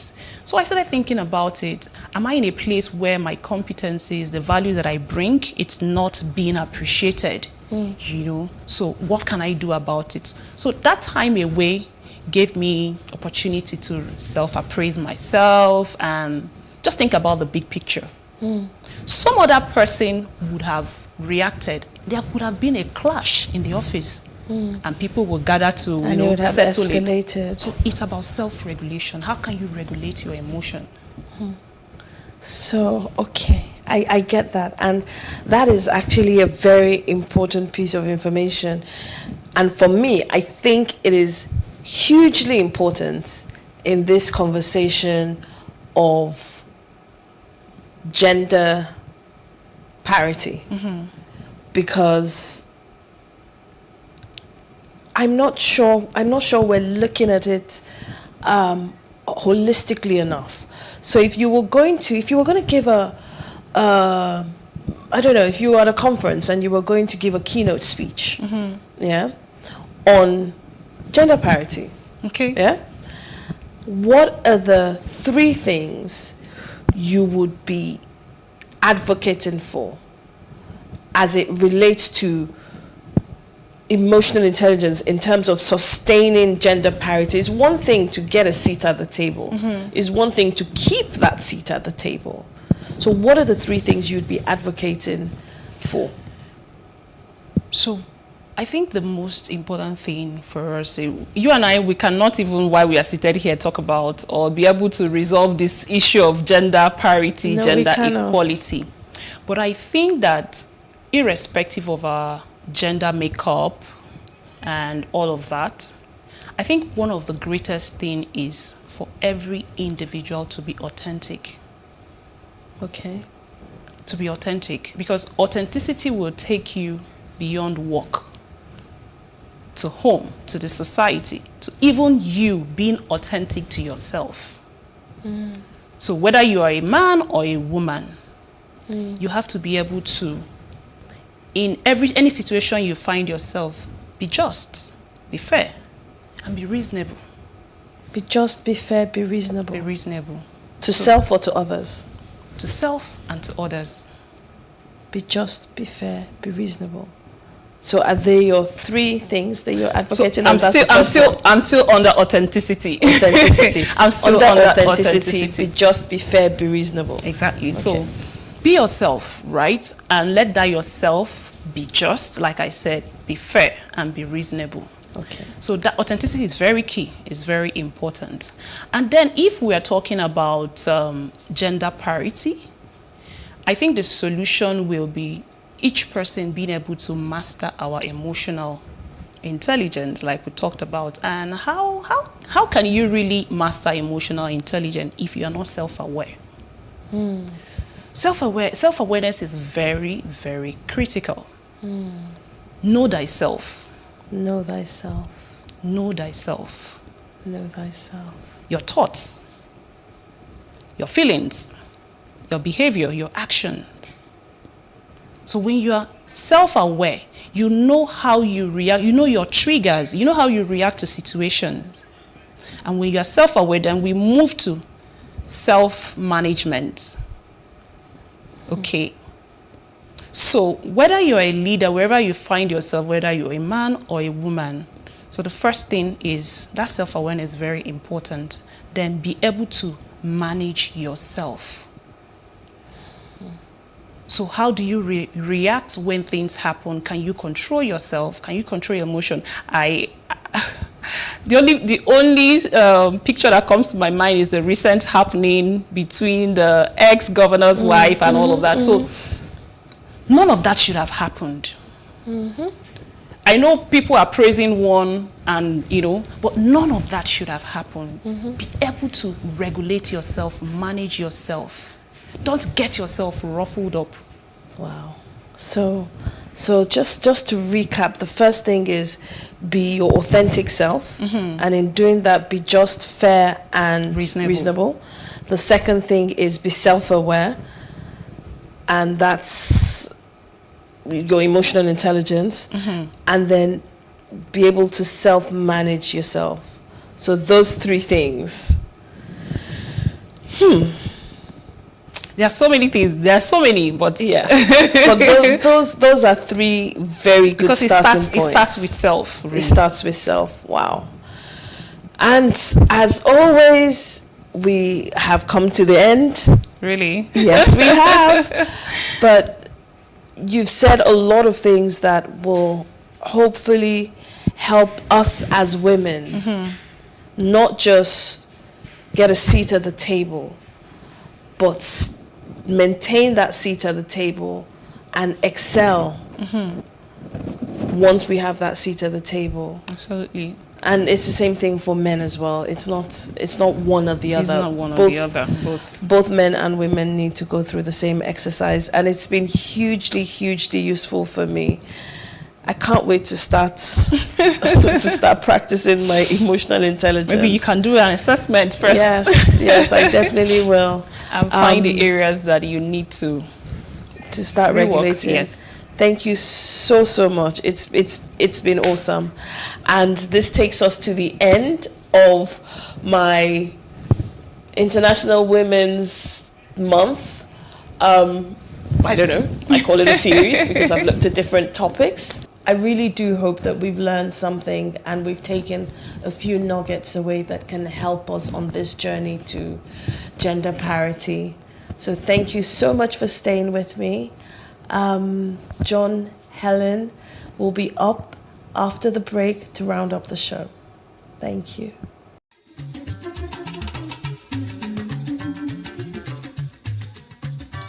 Happy birthday to you on this occasion of yours. Happy birthday to you. Many happy returns. Happy birthday to you. Okay, thank you so much for being there. Pharaoh just did that and quickly took her leave because she had to be somewhere else. If you are just joining this show, you have missed a lot. It's Today with John and Helen on Plus TV Africa, and we do this every week solely for the family. And we hope that after each edition every week, you go back and you really, really examine where you are at and what you need to do to correct some of the things that we bring up here every week. It's for your interest, for the family's interest. John. I was waiting for you to introduce my nuggets. And your nuggets My is nugget for this people week. who want to be public speakers. Yeah. As a matter of fact, naturally, we are all public speakers. Okay. because we speak in public. So it's for us to be able to manage how we speak in public. So my nugget for this week is this. A story that fails to deliver surprises is dead on arrival. So it's about storytelling. And you know, storytelling is an integral, very important part of public speaking. For instance, just yesterday I was, training a group of club presidents, and I opened with a story of myself, how I grew up, how my father would pick on me, ask me to do morning devotion as I progressed in life, but I had to add in something that would surprise them. And I told them that, well, as a child, I couldn't add 13 and 7 and get the right answer. True or false? Later on, I confessed to them that was a lie. Story. Wow. But you see, yeah. So you need to surprise your audience. Put some surprise elements into your story. Otherwise, it's such a flat story.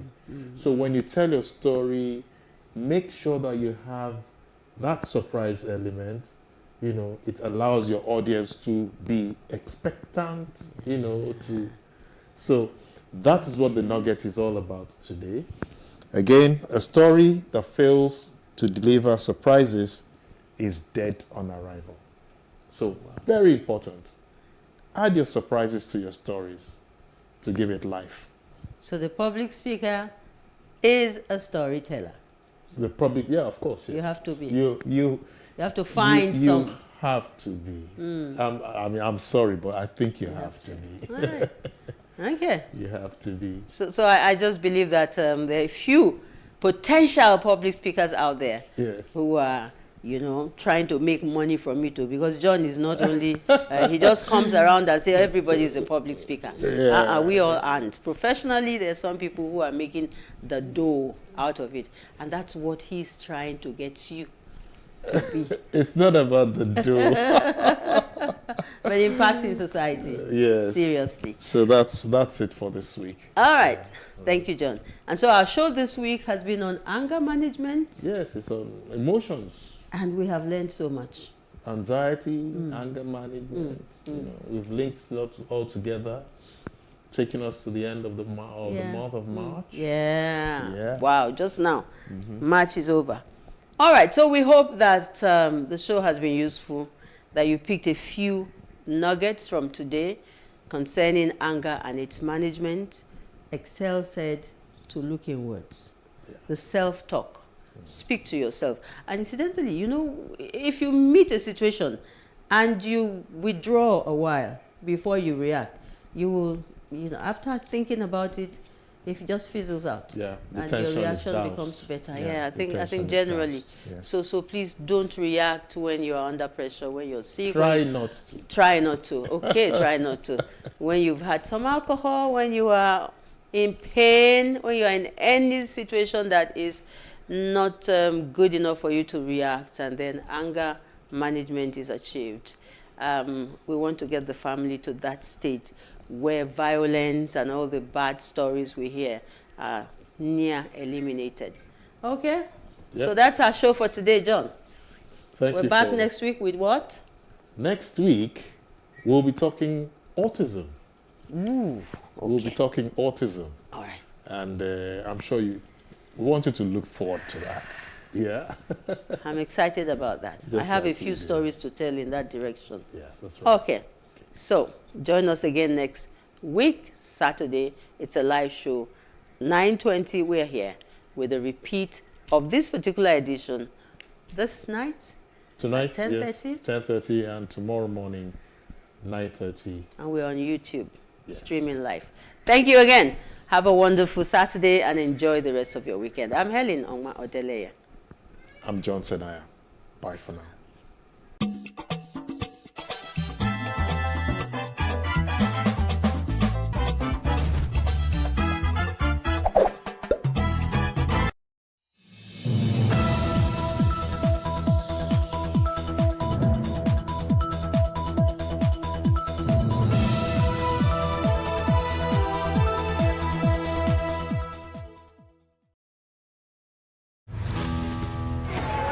A year after a mob attacked the U.S. Capitol to overturn an election, how far has the investigation moved, and who is being held accountable?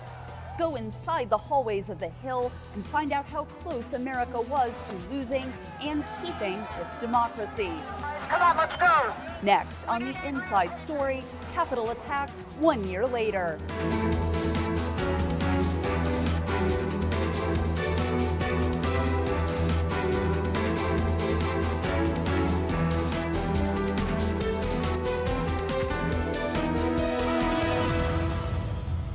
Hi, I'm Katherine Gibson, VOA's congressional correspondent, and welcome to my workplace, the U.S. Capitol.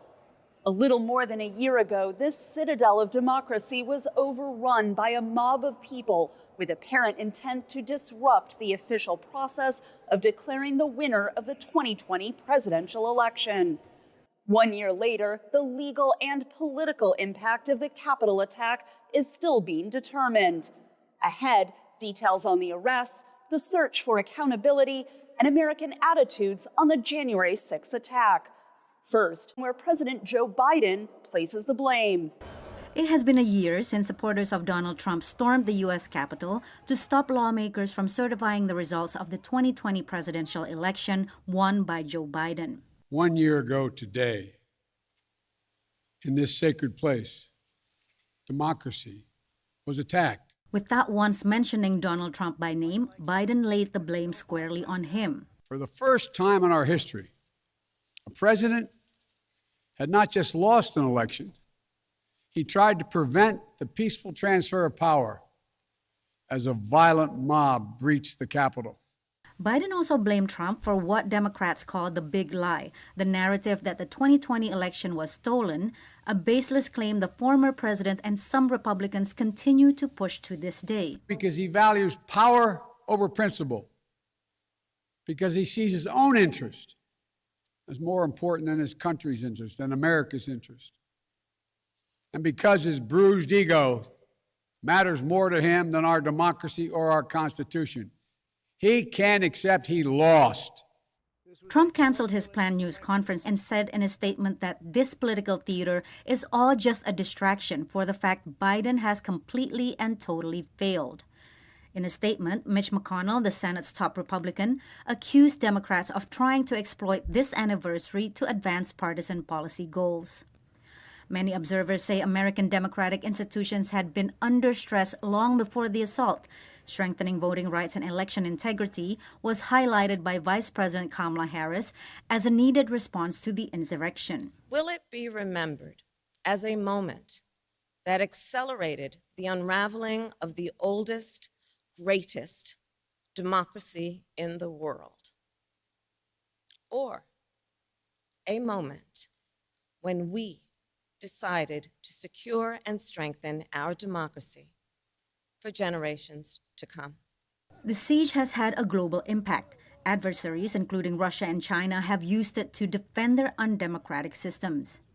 For Putin to continue to push the message around the world that U.S. democracy is not something to be longed for, that it is as chaotic and broken as the Russian system is.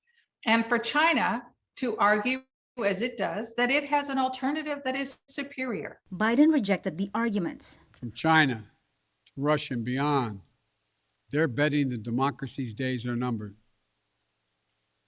They've actually told me democracy is too slow, too bogged down by division to succeed in today's rapidly changing, complicated world. And they're betting America will become more like them and less like us. They're betting that America is a place for the autocrat, the dictator, the strongman. I do not believe that. That is not who we are. That is not who we have ever been. And that is not who we should ever be. The road ahead is challenging. Fueled by election fraud conspiracies, Republicans in multiple states have championed legislation limiting voting access and giving them more power over their state's election systems. Democrats say these measures will disadvantage them at the ballot box and are a threat to democracy. Patsy Widakuswara, VOA News, Washington.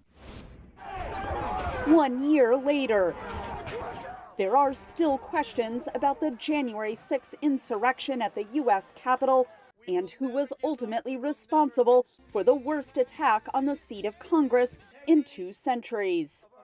Many of former President Trump's supporters claim the breach was not serious, while critics say Trump directed his supporters to overturn Joe Biden's election victory, effectively undermining the democratic process. Rioters roamed the halls of the Capitol building, raising security concerns for lawmakers and staffers who were preparing to certify Biden's election victory. I'll never forgive former President of the United States and his lackeys and his bullies that he sent to the Capitol for the trauma that what was exerted on our staff. The U.S. House of Representatives moved swiftly to impeach Trump just days after the riot, alleging he was guilty of inciting the insurrection. But the U.S. Senate acquitted the former president of that charge in February 2021. He is hereby acquitted. Lawmakers have held numerous hearings on the security failures of that day. In late June, the U.S. House formed a special select committee to investigate the actions of then-President Trump. The panel has issued subpoenas to compel former White House officials and Trump campaign staff to testify about the president's actions that day and the days leading up to the attack. Find Mark Randall Meadows in contempt of Congress. The committee is expected to release a report on its investigation before the November 2022 midterm elections, but the findings are not legally binding. In the U.S. courts, 704 individuals have been charged at the federal level with offenses ranging from misdemeanor trespassing charges to more serious charges, including violence against law enforcement and members of the media. Researchers estimate about 70 to 80 individuals involved in militant networks face even more serious charges of conspiracy.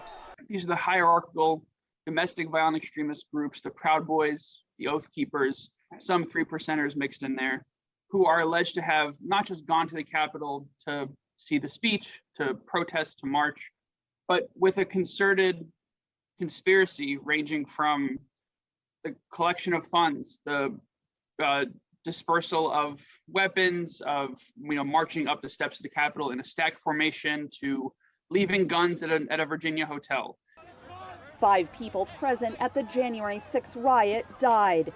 The question still being debated is whether the chaos developed spontaneously or was part of a planned insurrection directed by the then President of the United States. I'm here on the east front of the U.S. Capitol, and I'm looking down at the walk to work that I take every day and have made thousands of times over the years as I walk to work with lawmakers and legislative aides and the thousands of support staff. We all make this our routine place of work, and I'm usually thinking about the story that I'm going to be writing that day. Of course, on January 6, 2021, I was instead watching thousands of rioters overwhelm these grounds. And I was thinking about how the most secure building in the world, where I've always felt safe, was suddenly the most unsafe place. There were rioters breaking glass. They were overwhelming U.S. Capitol Police that I know personally. And all I could think about was whether or not the colleagues that I see every day would be safe in these hallways. We're just steps away from the chamber of the U.S. Senate right now, and in a hallway where I do a lot of my reporting, shouting questions during press conferences with Mitch McConnell and Chuck Schumer. But of course, on the day of the Capitol riot, this was very different. It's a place where a lot of the most famous images of that day happened, from rioters rappelling down the walls of the U.S. Senate to carrying Confederate flags past some of these paintings. We're also very close to the spot where U.S. Capitol Police Officer Eugene Goodman directed rioters away from U.S. senators, dramatically changing the course of that day. That's how I'm going to remember this hallway from now on.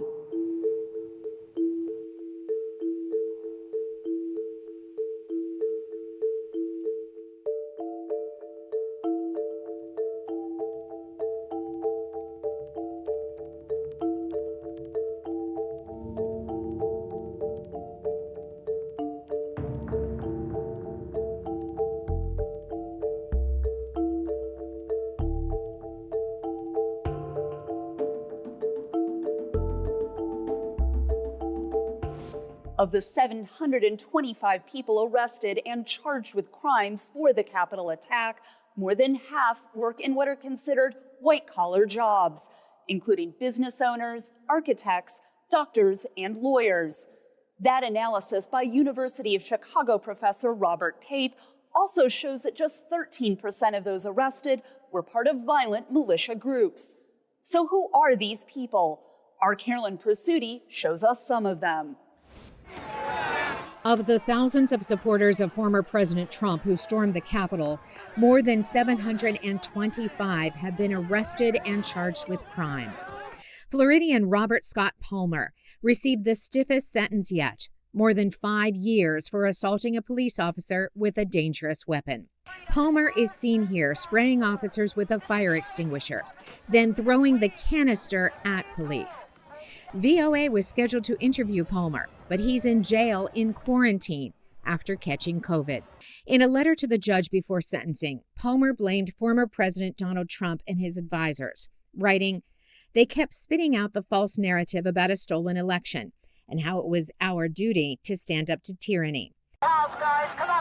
Another Capitol rioter from Florida, Felipe Marquez, says fake stories about human trafficking led him to join the uprising and to invade a senator's office.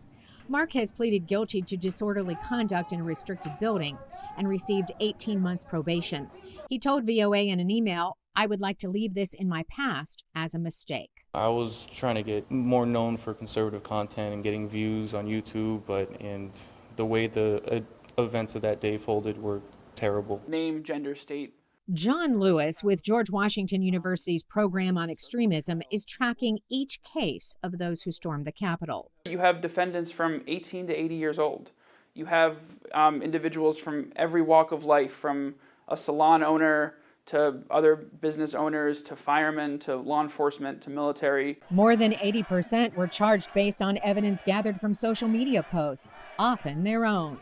Like Texan Jennifer Ryan, who gained notoriety after tweeting this photo in front of a broken window, along with a tweet that read, "We just stormed the Capitol. It was one of the best days of my life."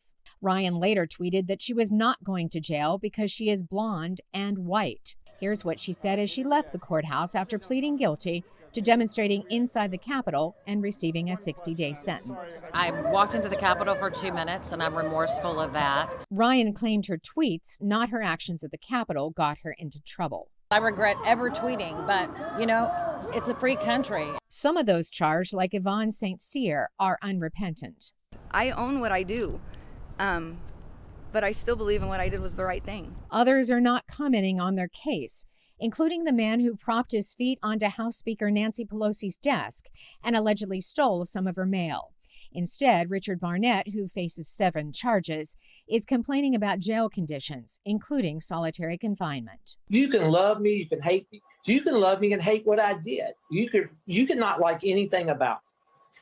But you have to put that aside, because this isn't about me. This is about our federal prison system in America and what they are doing to people. Trials have been avoided so far, as defendants have accepted plea bargains, sometimes for a lesser charge. Court observers say hundreds of remaining cases will take years to adjudicate. Carolyn Pursuti, VOA News, Washington. Investigations by both the Justice Department and Congress will try to uncover the extent to which political extremist groups participated in the planning and execution of the Capitol attack. Seamus Hughes is the deputy director of George Washington University's program on extremism. We spoke about the spike in U.S. political radicalism. So January 6th was a unique moment. It was a perfect storm, right? So it had the mainstream politicians advocating for it. You had social media that was asleep at the wheel.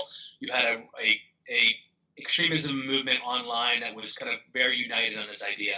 And conspiracy theories that all walked around January 6th being the moment. So since January 6th, we've had about 700 people who have been charged and arrested related to that event. The vast majority are kind of a pedestrian in nature, almost typical profile. Yoga instructor, construction worker, realtor in Texas. Like you said, they range in charges from misdemeanors to felonies. The vast majority actually weren't part of organized groups.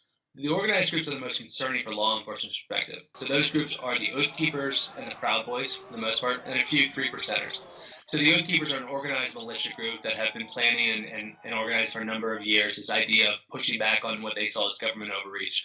The Proud Boys is kind of a very interesting group. Think of it like a very misogynistic, aggressive pack of men, mostly men, who go around the room kind of attacking other groups. And then the 3%ers who believe that they're the only ones who are standing up against the Republic. So why is law enforcement so concerned about them? Is if you look at the images on January 6th, think of the guys who were walking up in stack formation in camouflage up the steps of the Capitol. So they're organized, they know what they're doing. There is some early reporting that says that they may not have been the first ones to breach the Capitol, but they encouraged others to do so. And once they saw the opportunity, they seized it. So about 3 years ago, the FBI director was asked about how many active investigations he has in all 50 states for domestic terrorism. He said 850. He was asked 3 months ago, and he said 2,700. So we've seen a very large rise in domestic extremism groups. Now, that is a coalescing of the use of social media, so going down a rabbit hole of algorithms that gets you down a path where you don't want to go. You have these groups that have been operating with relative impunity for a number of years. The U.S. government, the intelligence community, law enforcement have largely been focused on foreign threats, ISIS, Al-Qaeda, and taken their eyes off these domestic groups and allowed them to recruit and radicalize in a clip they haven't had since Oklahoma City. Unfortunately, I think we're all to blame for this. If you look at not only social media, but kind of mainstream sites, the idea that you push this, that the election was a fraud, that election doesn't have integrity upon it, that plays into a larger conspiracy theory. And this sense of, and we also can't discount what happened in the last 3 years for COVID. You have everyone locked down on their computers, not able to interact, feeling like the government's restricting their ability to do something. And so this gave them a right to do something. And so they just kind of got fed into that, again, that rabbit hole. They kept going down and down, where you're in a normal group on Facebook, and before you know it, you're in a QAnon group. And then you're going to a rally, and then you're going to January 6th. It's not that hard of a jump. Social media has not done a very good job when it comes to domestic extremism. They tend to have not policed their own sites. They haven't trained their content moderators on doing what they need to do. And to be fair, they haven't been pressured to do so. You know, every time they go up to Congress, they get kind of very random questions, not targeted. There's no bills that have any real legs in order to regulate them, so they're under no pressure to do so. And in order to do so, we're going to have to, as a society, say, you know, enough is enough. We can't allow this to happen. We have to figure out a way to rein this in, all while understanding this is kind of a private company, can set its own terms and services, but there's something to be said about shaming, right? There's something to be said about, listen, you know what's going on your platform. You've got to step up and do something. You saw what happened on January 6th, and there's some culpability there. It's clearly a growing problem. We also need to put it in context. And, you know, January 6th happens, but 2 weeks later, the president's inaugurated. There's no rally in D.C. The Justice for January 6th rally in the fall, very few people showed up. In many ways, we've hopefully learned the lessons in terms of getting better security, better intelligence, better information sharing at the national level. My concern is at the state level. We clearly are not on the same page in all 50 states on how to address this issue, and we're seeing these groups, whether it be the Proud Boys or others, move back away from a national model to a state and local model, and they're able to recruit people in their neighborhoods. And unfortunately, I don't think this is going to be a problem that's going to go away. If you look at the threat in the U.S., it's basically fractured. You have ISIS, you have Al-Qaeda, you have white supremacists, you have militia groups, you have QAnon, you have incels, you've got everybody on the map. It makes law enforcement's job a lot harder, and it's going to be, quite frankly, a mess for the next few years.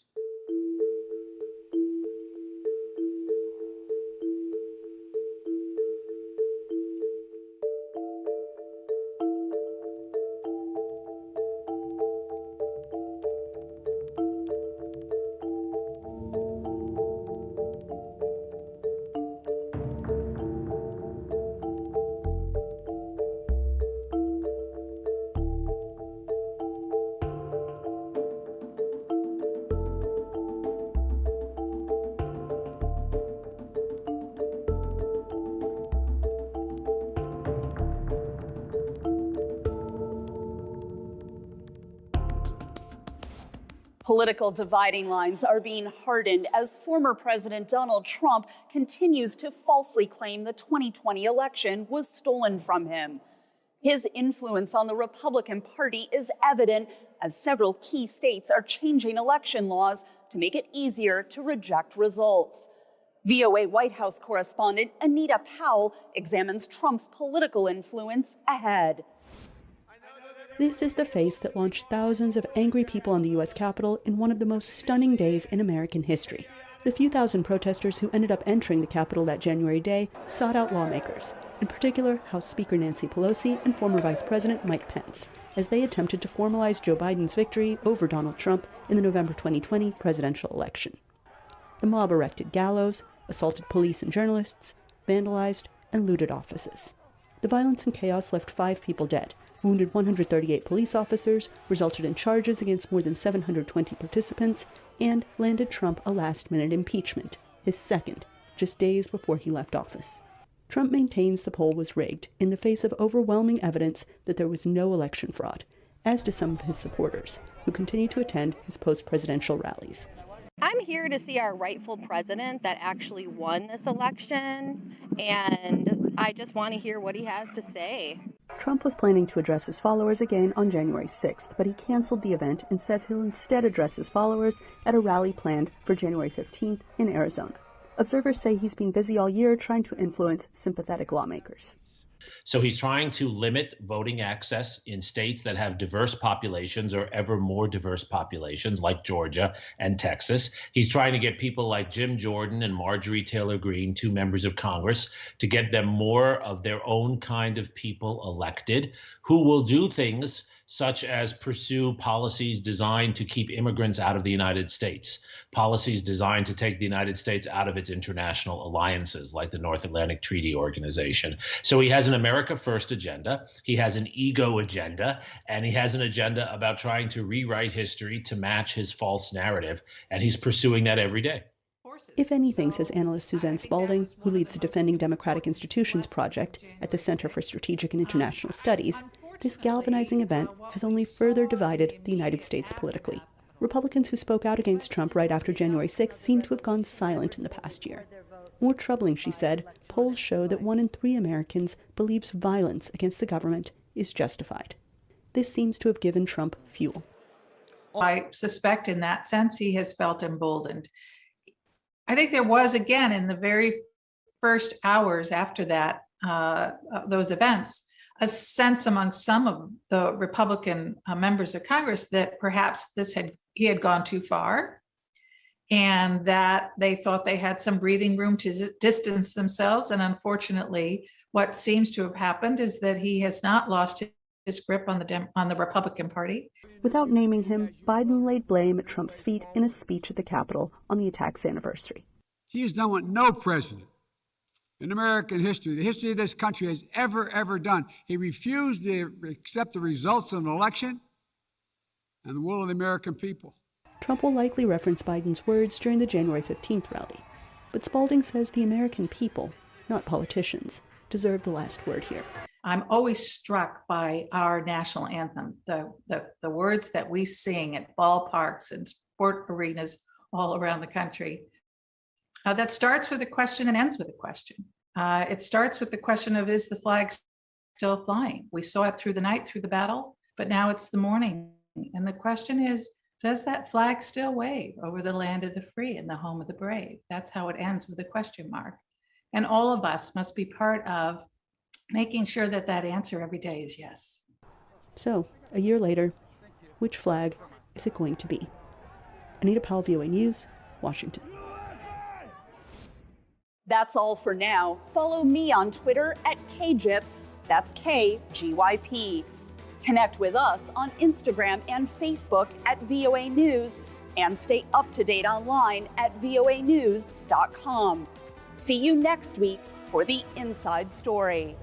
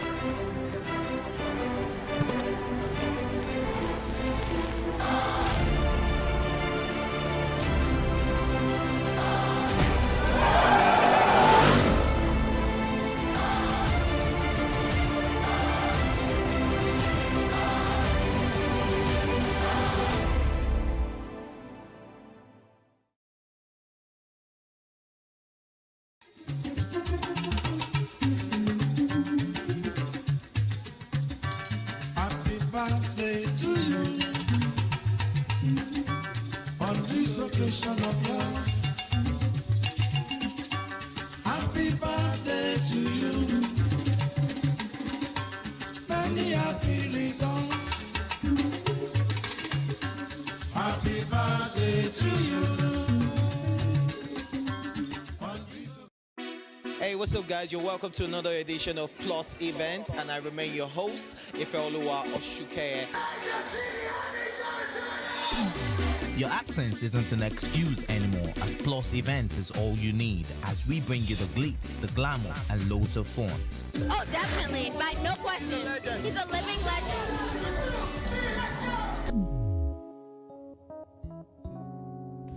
Oh, God forbid, Holy Ghost fire, I know. I just want to be blown away. I want to be wild. This is 11 years of doing it.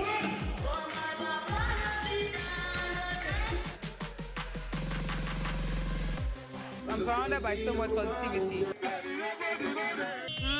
No, it's okay. Yo, what's up, my people? It's your boy Starboy Terry.